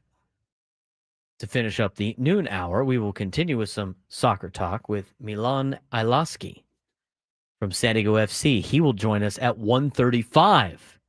Talk about the big night he had in Vancouver on Wednesday. 4 goals in 12 minutes. Utterly ridiculous. San Diego kid playing for San Diego FC on loan. And he will be joining us at 1:35 to finish up our show. We'll get you ready for a series in Cincinnati between the Padres and the Reds. Dylan Cease going tonight against Nick Martinez. Dylan Cease, 3-6 with a 4.43 ERA. Nick Martinez, 4-8 with a 4.44 ERA. Game will start at 4:10 p.m. Pacific time. And this is the lineup that the San Diego Padres are rolling out there. It came out right before we had Drake on, so some of you might already know said lineup. But you have Xander Bogaerts back in the lineup, which is good news. And Jake Cronenworth, who had a day off on Wednesday, also back in the lineup. Starting lineup for the Padres in Cincinnati at the Great American Ballpark. Leading off, playing first base, Luis Arraez. Batting second, and at third base is Manny Machado. Jackson Merrill bats third, plays center field. Fernando Tatis Jr. bats fourth and plays right. Gavin Sheets in the 5 spot plays left field. Xander Bogaerts playing shortstop, bats sixth. Jake Cronenworth plays second base and bats seventh. Trenton Brooks getting the start as the designated hitter. He bats eighth. And batting ninth and catching, Martin Maldonado for your San Diego Padres against the right-hander Nick Martinez. Same lineup that they had on Wednesday. And I liked Mike Schultz's answer that he said earlier on Ben & Woods, which was presented by Eco Water. Refreshing. Refreshed by Eco Water. SoCal. He described it, again, kind of mixing it up, finding different spots. And as he mentioned before, with the top 4 in the lineup, it's very much interchangeable for the Padres. That being said, I don't think they're going to roll Manny Machado out at the leadoff spot anytime soon. But if they decided to do that, they could. You know, the philosophy of having your best hitter bat as many times as possible. If you want to view Manny Machado as your best hitter over maybe Fernando, your best athlete. I think that's actually fair to say. Who's the best hitter on the team, Frank? Manny Machado? Yeah. Overall hitter? I would say so. Statistically and just by the eye test as well, he has been the best hitter this year. I think that's a fact. I think he is your best hitter. Xander, and then Fernando Tatis Jr., best athlete on the field. I think it's hard pressed to find a better athlete on the San Diego Padres than Fernando Tatis Jr. So you could make the argument that having Manny bat leadoff would just be for get the guy up as many times as possible. I'd rather have him up with guys on base, though, as much as that doesn't even make sense, though, because after the first time through, there's going to be guys on base, potentially. The other one that's interesting, again, and it really solidifies the argument from the Padres that they view the catching position as a defensive-only position, is Martin Maldonado, who rakes against left-handers, is continuing batting against right-handers and doesn't necessarily start against lefties. It's more of a defensive metric in catching certain pitchers. So we'll see how the lineup plays tonight against Nick Martinez and the Cincinnati Reds. Padres come into today 44-36. We are in game 81 of the season. So after the conclusion of tonight's game, the Padres are halfway through the MLB season. That is the first major checkpoint left before they get to the ceremonial break, which is at the All-Star break. And then, of course, the deadline break to see when everybody's teams all of a sudden get loaded up with roster pieces. And then the 42. We coined the 42 earlier this week when Frank brought it up, the 42. These are the games that, or after you reach the 60 Win or 60 loss mark. Because you're going to win 60 games, you're going to lose 60 games. And here's how this works. Most Major League Baseball teams are going to win 60, lose 60. It's what you do in the 42 that will determine whether or not you make the playoffs or have a losing record. Have a winning record, have a losing record. Make the playoffs, not make the playoffs. It's the 42 games. Somebody earlier was asking how you calculate that. What games count towards the 42? Well, once you get to 60 games, or should I say 60 wins, every win after that counts as part of the 42. When you get to the 60 loss mark, then you can start counting all the losses of the 42. Now, that being said, you could mix and match however you want to do for your 60 wins and your 60 losses, but that's where we're going to be with that. So Padres are not at 60 wins yet. If they win today, they'll have 15 more before they get to the 60 win mark, and then we can start counting the 42 wins, part of the 42 games. And then once they get to the 60 loss mark, then we can start counting the losses, and we'll see on Frank's magical whiteboard what their record is during the 42. They have to have a winning record in that. We said the same thing with the beginning part of the season. The first half of the season. It ends, as I mentioned, tonight after the game is concluded in Cincinnati. Padres jumping out to a 7-0 start at the beginning of the season put them in a really good spot where if they play 500 ball, they will get to about 85 wins, 85, 86 wins. That's if they just play 500 baseball the rest of the way from game 8 of the year all the way through. They will be at around 85 wins. As of right now, since their 7-0 start, they've played one game above 500, which goes back to the whole 60 wins, 60 losses, what you do with the other 42.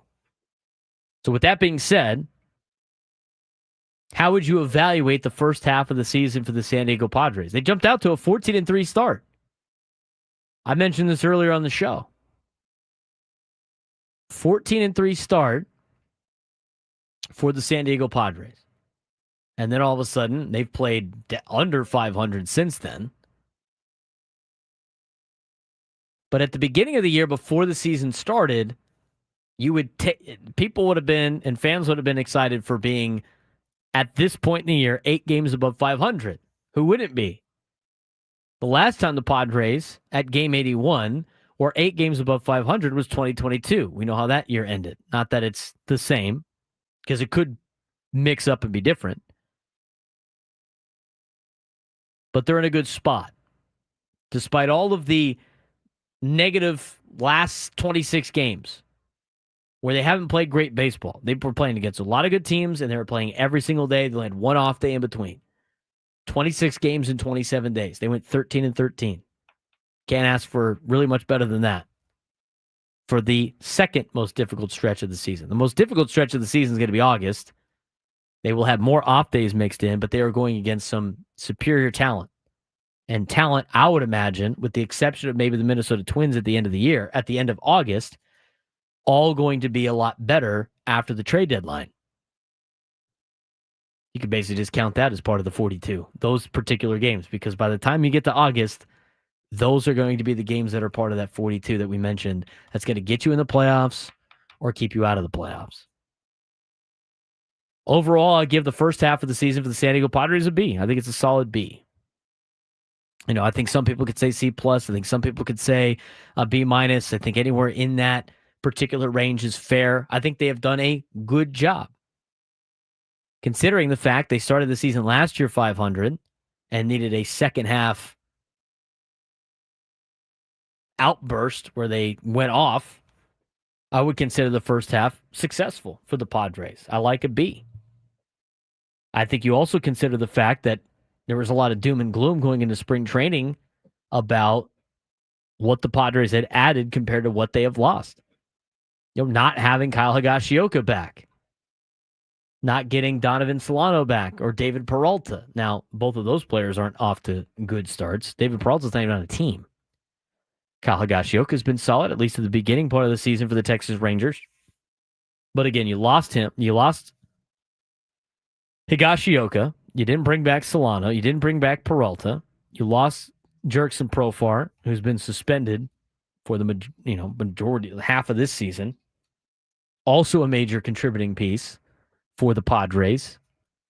And you rolled out a spring training with Yuli Gurriel, and you brought in guys like Connor Joe and Jason Hayward. None of those three guys have worked out for the Padres. None of them are even members of the Padres anymore. Jose Iglesias has been okay. But for the downgrade in lineup going into the season, and remember, taking a huge risk on Gavin Sheets, who got cut by the Chicago White Sox. He's been great. But considering the lineup that the Padres had going in opening day, the roster they had going in opening day, the risks that they were taking, the loss of players that they had from last year into this year, I don't know how you can evaluate the Padres being 8 games above 500 as anything other than successful first half of the season. If you move the goalposts after their 14-3 start, I could see where you would be like, the first half of the season wasn't very good. But considering and understanding that the Dodgers went out and loaded up on a team that just won a World Series and have a great core of players, and only being 6 games behind them in the standings at the halfway point, and being in a playoff spot and being 8 games above 500, a lot of Padres fans would take it. I think a lot of Padres fans thought this would be a battle for a final wild card spot, and the Padres have shown that they can hang around for a long period of time. And we'll see what happens at the trade deadline. We already laid out what potential trade candidates are out there for the Padres.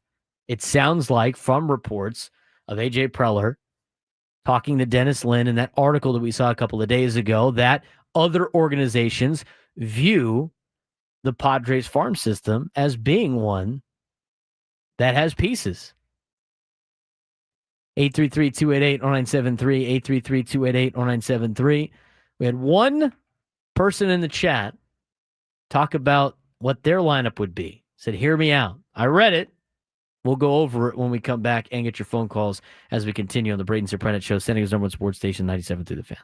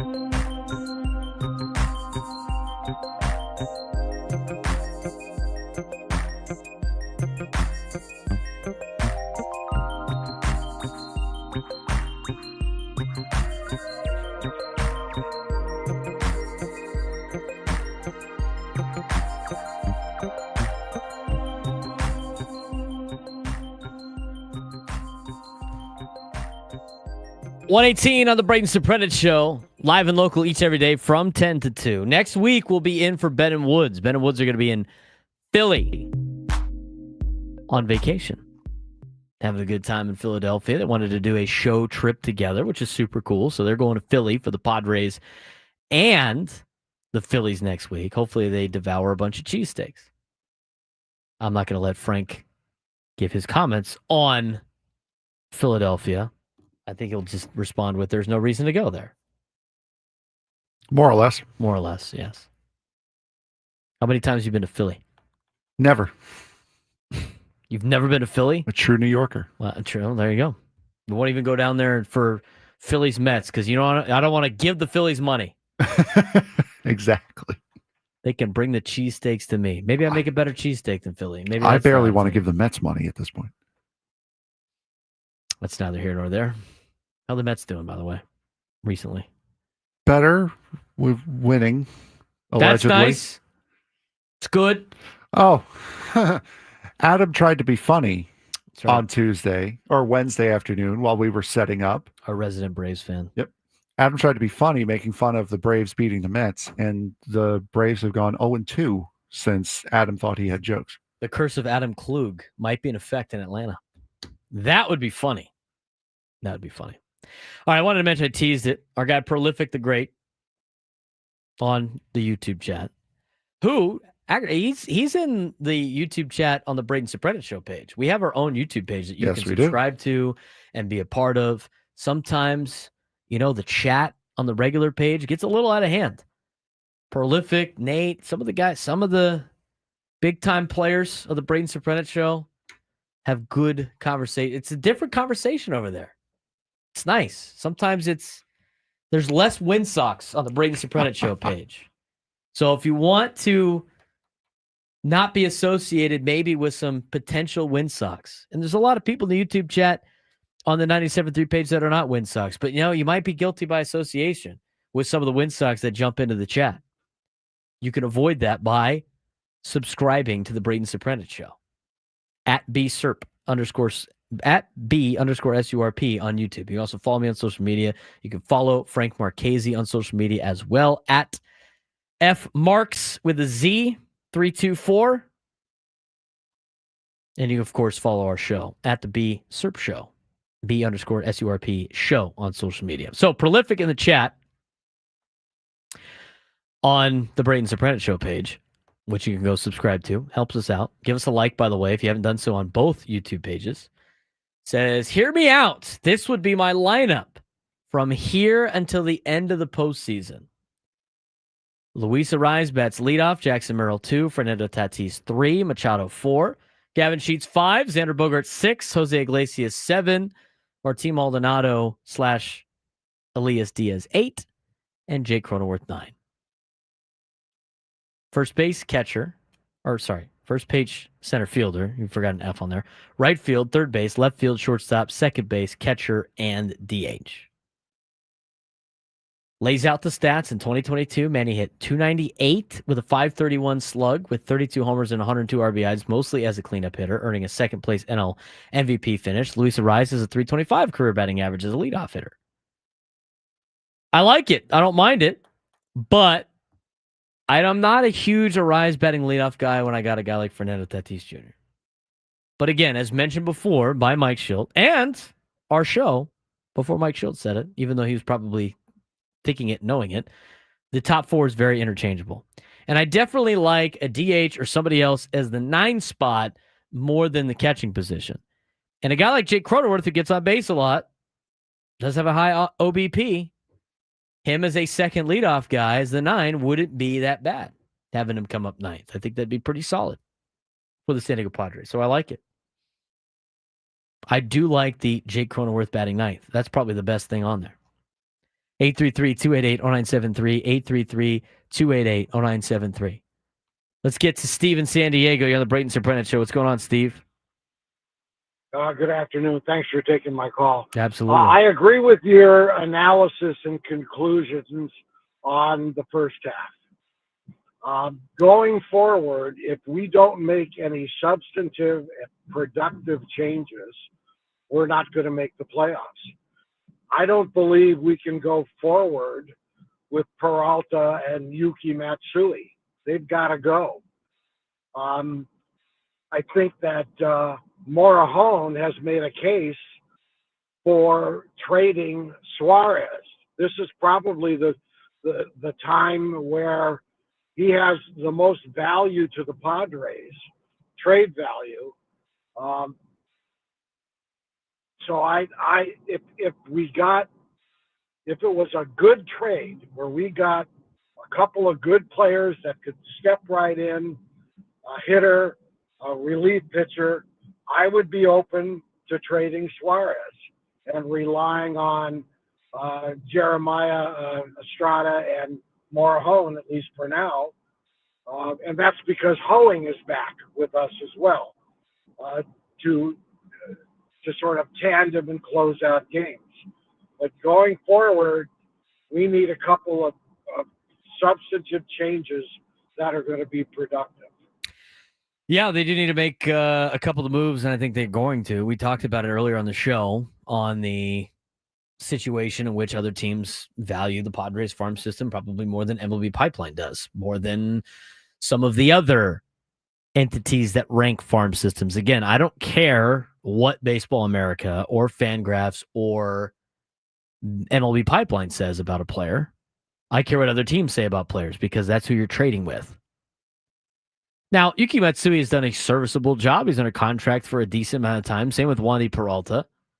There's only been a couple of outings where either of them have been hit. And I think the recency bias shows with a lot of fans when it comes to those players. But the thing is most bullpen arms are going to have those particular instances. I've mentioned all this week. I was talking to a Dodgers fan, and they hate Yuki Matsui because he mows down the top of the order. Again, it's perspective sometimes. We see this team, and we look in a vacuum every single day. We don't look around to the other teams in Major League Baseball and see what's going on. You have this in baseball. It happens a lot. Bullpen arms are the strength of this team. And you can't use all of them all the time. As we've seen them use them almost all the time, they're going to burn out. Trading Robert Suarez, I don't honestly think is a bad idea. I think the Padres have bullpen arms that can go out there and save games. I think they could do it as much as Robert Suarez can. Robert Suarez is going to walk at the end of the year. So if you have like a buy and sell situation, the one that makes the most sense is selling Robert Suarez and buying somewhere else at the deadline. I'm not saying they should do that, but I'm saying there's some logic to that. I can see it. I can understand it. 833-288-0973, 833-288-0973. Alex in Vista, you're on the Braden Surprenant Show. What's going on, man? What's up, man? I just wanted to come on here and just wanted to air this out. Is I feel like the Padres don't owe anybody any type of information of who that they want to trade or anything like that. Like, why would you ever want to, like in poker, you don't want to show your hand. So I'm not really too sure why everybody always wants to get updates. Everybody wants to, wants to hear what's going on. You got to make a move now. Like, why do you want to make a move now when it's not the right move? Why don't you wait till the right move comes along and make that move? I hate this urgency of, we have to make a move now because everything's going wrong. No, all we need to do is add a left fielder, put him as a 5 or a 6 batter, and our lineup is deep 1 through 8, and then our catching position at 9. It's baffling to me that I hear all these people that get all worked up about trades and we need to know this and we need to know that. We need to know why Michael King is real injury report, Yu Darvish real injury report. No, we don't. We don't need to know any of that. Even that we're a season ticket member or anything like that. We don't. Why would you want to show your poker hand? Basically, all I wanted to say. I love the show. I love you, Frank. See you guys. Appreciate it, Alex. Racket. Good phone call. Yeah, I don't. Well, the thing with the trades, like I want to know about some of the trades and stuff because that's fun. That's fun. It's fun. That's what makes sports talk radio fun from that perspective. Now, the other thing though, and he said it best, was the situation on like the injury. I don't need to know what's going on with Yu Darvish. I don't need to know what's going on with Michael King. Those are the two I don't really need to know about. And the other thing too, as he mentioned before, is the panic move. We got to go make a move. We got to go make a move. We got to go make a move. You don't have to do it right now. They're going to make a move. And they're going to do it close to the deadline when the deal presents itself. You don't want knee-jerk reactions. 833-288-0973, 833-288-0973. Big week for a local kid playing for San Diego FC. He had 4 goals in 12 minutes. His name is Milan Iloski. He will be joining us on the Braden Surprenant Show to finish up the work week when we come back on 97.3 The Fan.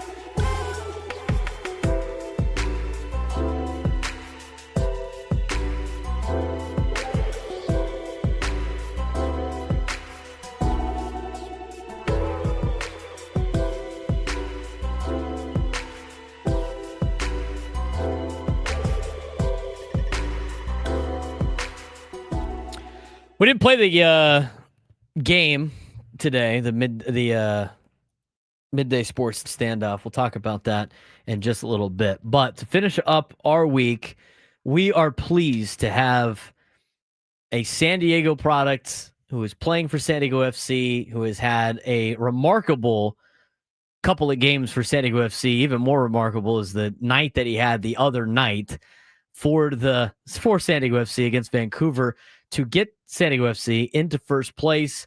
He went to UCLA, and before that has been a homegrown player out of Escondido, California, who went to San Pasqual High School.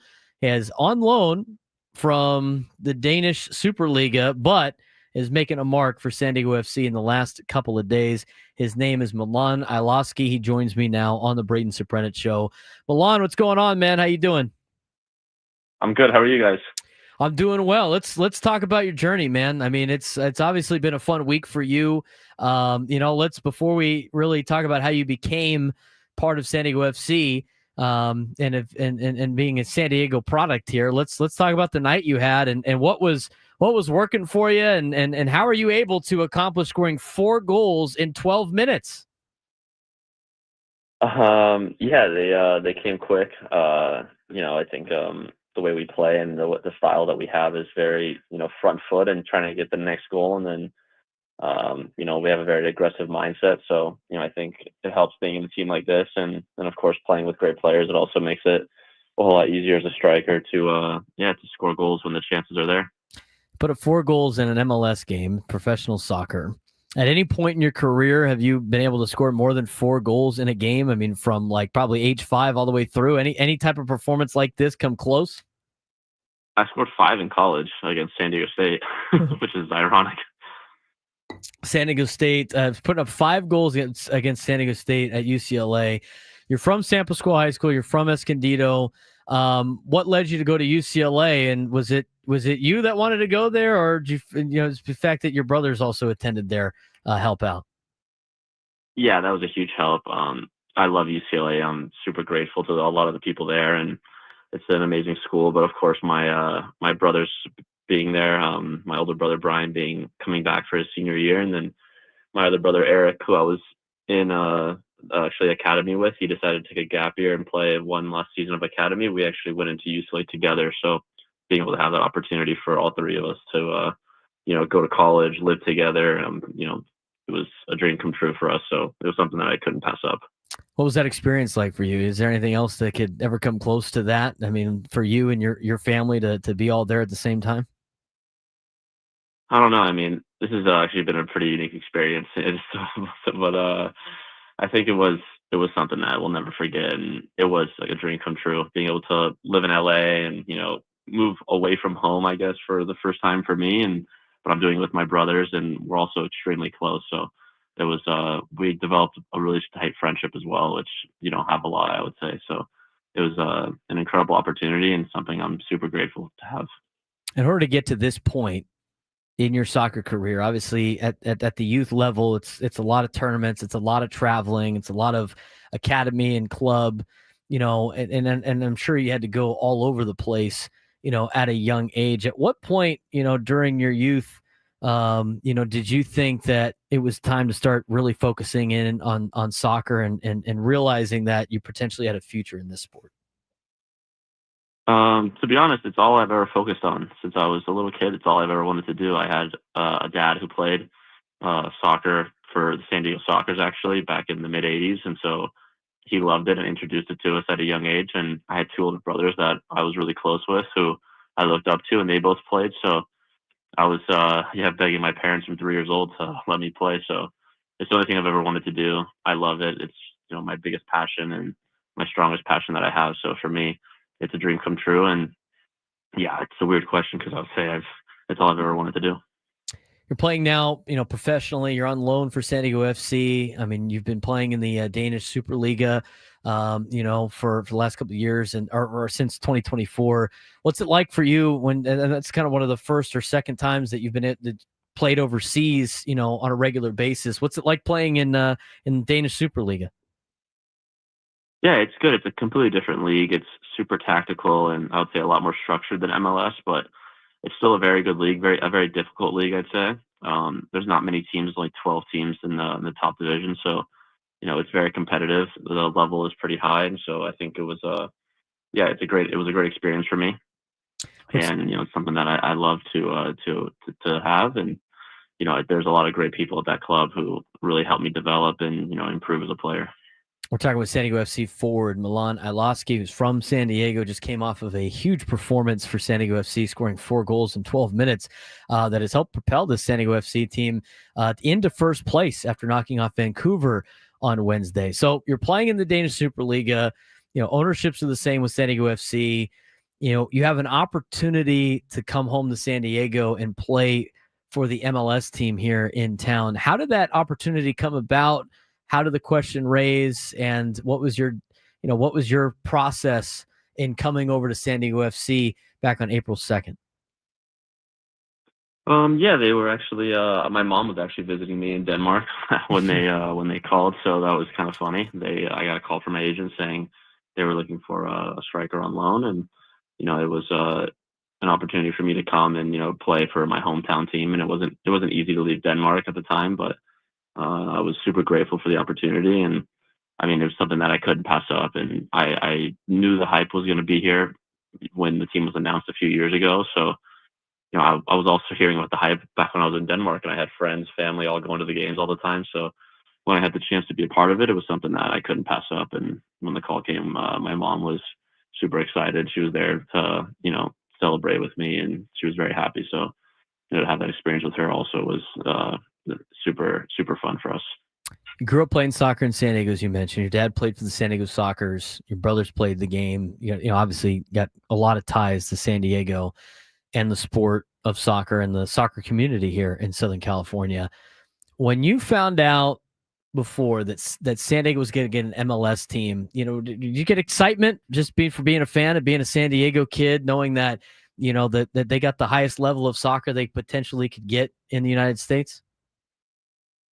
Yeah, of course. I think, I was still pretty young, but I remember when the Chargers left, and that was, I think left a pretty big hole in San Diego. And, I think really, of course, you have San Diego State. It's an amazing college sports school, but in terms of professional sports, all we really had was the Padres now. So, I knew when the team was coming, and I knew about the soccer culture and history in San Diego. I knew it was going to be a slam dunk, and I was so surprised that it took this long for a team to come into MLS in San Diego. And I think you can see, and everyone who's in the city or even outside the city can really see the buzz that's going on throughout it. And, I think that's something that I expected. And, as soon as it was announced, I was excited from a fan perspective, and just a guy who, was from the area and was looking forward to having another major sports team in his town. Talking with Milan Iloski, San Diego FC forward, graduate of San Pasqual High School before going on to UCLA, and has done a great job here in this limited amount of time with San Diego FC. You mentioned the Padres. Obviously, there's a connection between the Padres and San Diego FC. Manny Machado is one of the part owners of San Diego FC. You've seen the Padres in and around a lot of San Diego FC games that, the athletes embracing the other professional sports team. Is that extra cool for you that, you grew up in San Diego, grew up, watching the Padres, Chargers, everything like that, to have, arguably one of their faces of the franchise be a part owner of the squad that you're playing for? Yeah, it's super cool. I mean, the Padres are such a big organization, and I remember going to Petco Park as a kid. So I also remember going to Qualcomm and, watching those guys growing up. So now to have the organizations, a little bit intertwined, I think it's super unique and super cool for them to be doing that. And it definitely brings, the entire city together to, incorporate the two organizations. Obviously, with a lot of the cups that are going on right now and players going in and out of San Diego FC and throughout MLS, a little bit different of a roster. It's giving you an opportunity to play a lot more, obviously. Taking on FC Dallas coming up tomorrow. What do you guys need to do to handle FC Dallas? What are some of the things they bring as you're up? The last time you guys played them, beat them 5-0, and they probably are out for a little bit of revenge. What are some of the challenges that FC Dallas brings? They have some really, really big talents. They have a couple of guys in the attack who are some of the best players in the league. So, being able to play our game and play our style while, keeping an eye on some of these special guys that they have. So I think we need to just continue doing what we're doing, play with initiative, and, implement our style, and while also, remembering that they have some really special players that we need to keep a close eye on. So, we're really confident, looking forward to the game, and another great chance to go out and, put the jersey on, which is always an honor, I think, for me and, for the entire team. So I think we're really looking forward to it. And yeah, it's going to be an exciting game, and one that, we really need to take the challenge and make sure that we show up and we're ready to go. Milan Olowski, San Diego FC 4, joining us on the Braden Surprenant Show. Last thing I got for you, Milan, we on our show, we like to talk to a lot of San Diego, a lot of San Diego products, a lot of people born and raised here in San Diego. I'm a fourth generation San Diegan. We've talked to a lot of athletes that are from San Diego, and I ask them every single time the question of, when you come home, what's the first thing that you have to go get to eat from San Diego? Now, for a lot of the guys we talk to, they're playing sports in the United States. You have spent time overseas playing in Denmark. What is the food you miss the most when you're in Denmark when you think about home? Breakfast burritos. So I actually have a funny little story about that. When I was in Denmark, they don't have breakfast burritos. They don't really have Mexican food, to be honest. So they didn't know what a breakfast burrito was. So our the cook that we had in Denmark, I had to teach him how to make breakfast burritos. So then after a few weeks of me showing him what to put in it, the entire squad was just eating breakfast burritos every morning. So when I came back, I had to go to my local place in Escondido and really get a good quality breakfast burrito. Yeah, man, that probably had to taste so good coming back from Denmark after a long period of time to get a breakfast burrito. We brought that up earlier on the show, Milan. Texas likes the breakfast tacos. California likes the breakfast burritos. I drew a fine line in the sand that it's breakfast burrito over taco any day of the week. Is that, do you have the same take on that, or you don't mind mixing in a breakfast taco if it presents itself? To be honest, I love all Mexican food, but a breakfast burrito is my go-to at any hour, so I'll always take a breakfast burrito. I love it, Milan. Appreciate the time of you coming on, dude. Thanks again for the time. Good luck the rest of the way, and congratulations on the 4-goal performance. But I know you're focused on the next game. Thanks again for joining us. Thank you, guys. I really appreciate it, and we'll see you in a couple days back in Houston, or back home to play against Houston. And we'll welcome the opportunity and see you in person. Thanks again, Milan Olowski, for joining us on the Braden Surprenant Show. San Diego FC forward, graduate of San Pasqual High School, where he went to before going to UCLA. Scored 9 goals in his last 4 matches, all in competition. He's done a great job representing his city, and fun to talk about, or fun to talk to, when it comes to being from San Diego. What are the odds the breakfast burrito was like the number one thing out of today's show? That was a great story. That was awesome. That was fantastic. So now I can't pronounce. How do you pronounce the team he's from? Nordsland? I'm not. Drake had it. Drake had it down, dude. They got the A and the E that's like combined. I just don't know how to say that in Danish. Yeah, no. Nordsland? I think that's more. Nordsland. That's got to be close enough. Dude, and the pronunciation guide is just like insane on the Nordsland on Wikipedia, because it's in Danish and they have all these letters upside. The pronunciation actually looks worse than the actual name.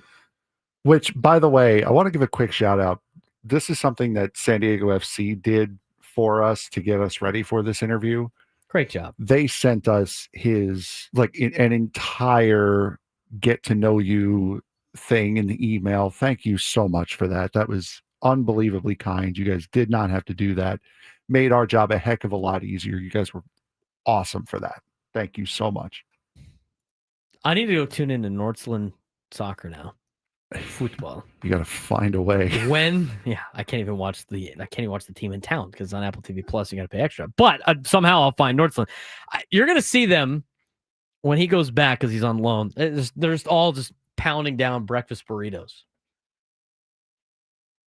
Milan's like, yeah, they don't really have Mexican food in Denmark. We're gonna see the team come back like 70 pounds heavier for opening night, dude. Like, I feel bad for the kid because I knew it was probably going to be Mexican food. Most of it's either Mexican food or In-N-Out.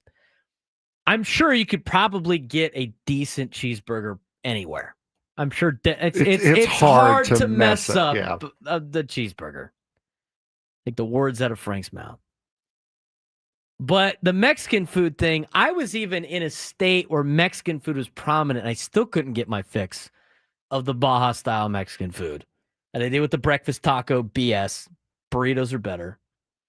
And as he mentioned, and I do agree, I like all Mexican food. Some ranks higher than others. But for somebody to be in Denmark and have to crave Mexican food, that is a rough entity.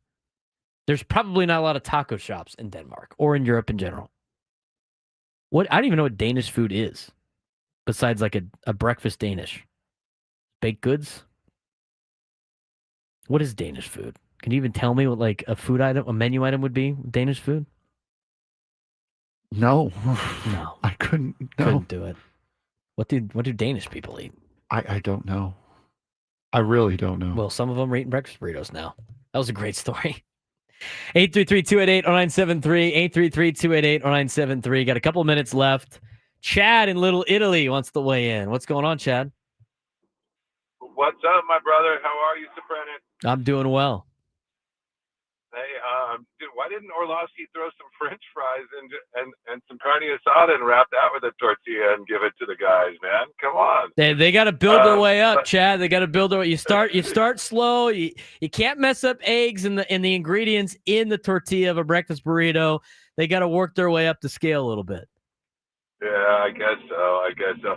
Hey, third generation San Diego, so you got me beat there. But just wanted to give you a call because I'm on the 15 North. We've got 96 people, 93 and 94 Valhalla grads Wow. going to Pachanga to play Journey tomorrow for my buddy Brandon Clark's birthday. So I just wanted to get a big shout out to Brandon. It's a 50 50th. And so just wanted to put that out there because, I know how you like it local and don't have much to talk about sports other than Orlovsky should have gotten a Cali burrito instead of a breakfast. But, you're right. Work your way up. Work your way. Got to work your way up, Chad. Happy big 50th to Brandon in the car. Valhalla Norsemen going up to watch Journey. How about that? Some Norsemen. They should have taken a boat or something, right? Isn't that what the Vikings do? Going to Valhalla. Going to Valhalla. The Norsemen. Awesome. Food talk just fills the show gaps. Yeah, dude. That's Frank and I. This is what you gotta know about Italians, dude. This is what you need to know about Italians. Italians love food, and the Italians make the best food. And so we're going to talk about food. We appreciate food. It's in the love language of all Italians. Food, wine. I mean, we're gonna. That's a lot of the gaps. JP Moore said pickled fish is Danish food. Again, let the Italians cook the meals. Let the Italians cook the meals. Have you heard that bit from Sebastian Maniscalco? Yes, I have. Let the Italians cook the Passover meal. Because his wife is Jewish and he's Italian. Let's let the Italians handle the Passover meal. We know. Speaking of food, I think I've decided I will be hitting up South Swell on the way home from tomorrow. I think that's part of the equation. I will take some pictures of it for you guys and post on social media. If you don't follow me on social media, you can at @B_SURP, at @BSURP. Follow me on Twitter, Instagram, TikTok, all that stuff. I'll keep it all posted on there. If you haven't done so already, give us a like on the YouTube page. We really appreciate it. Like this video.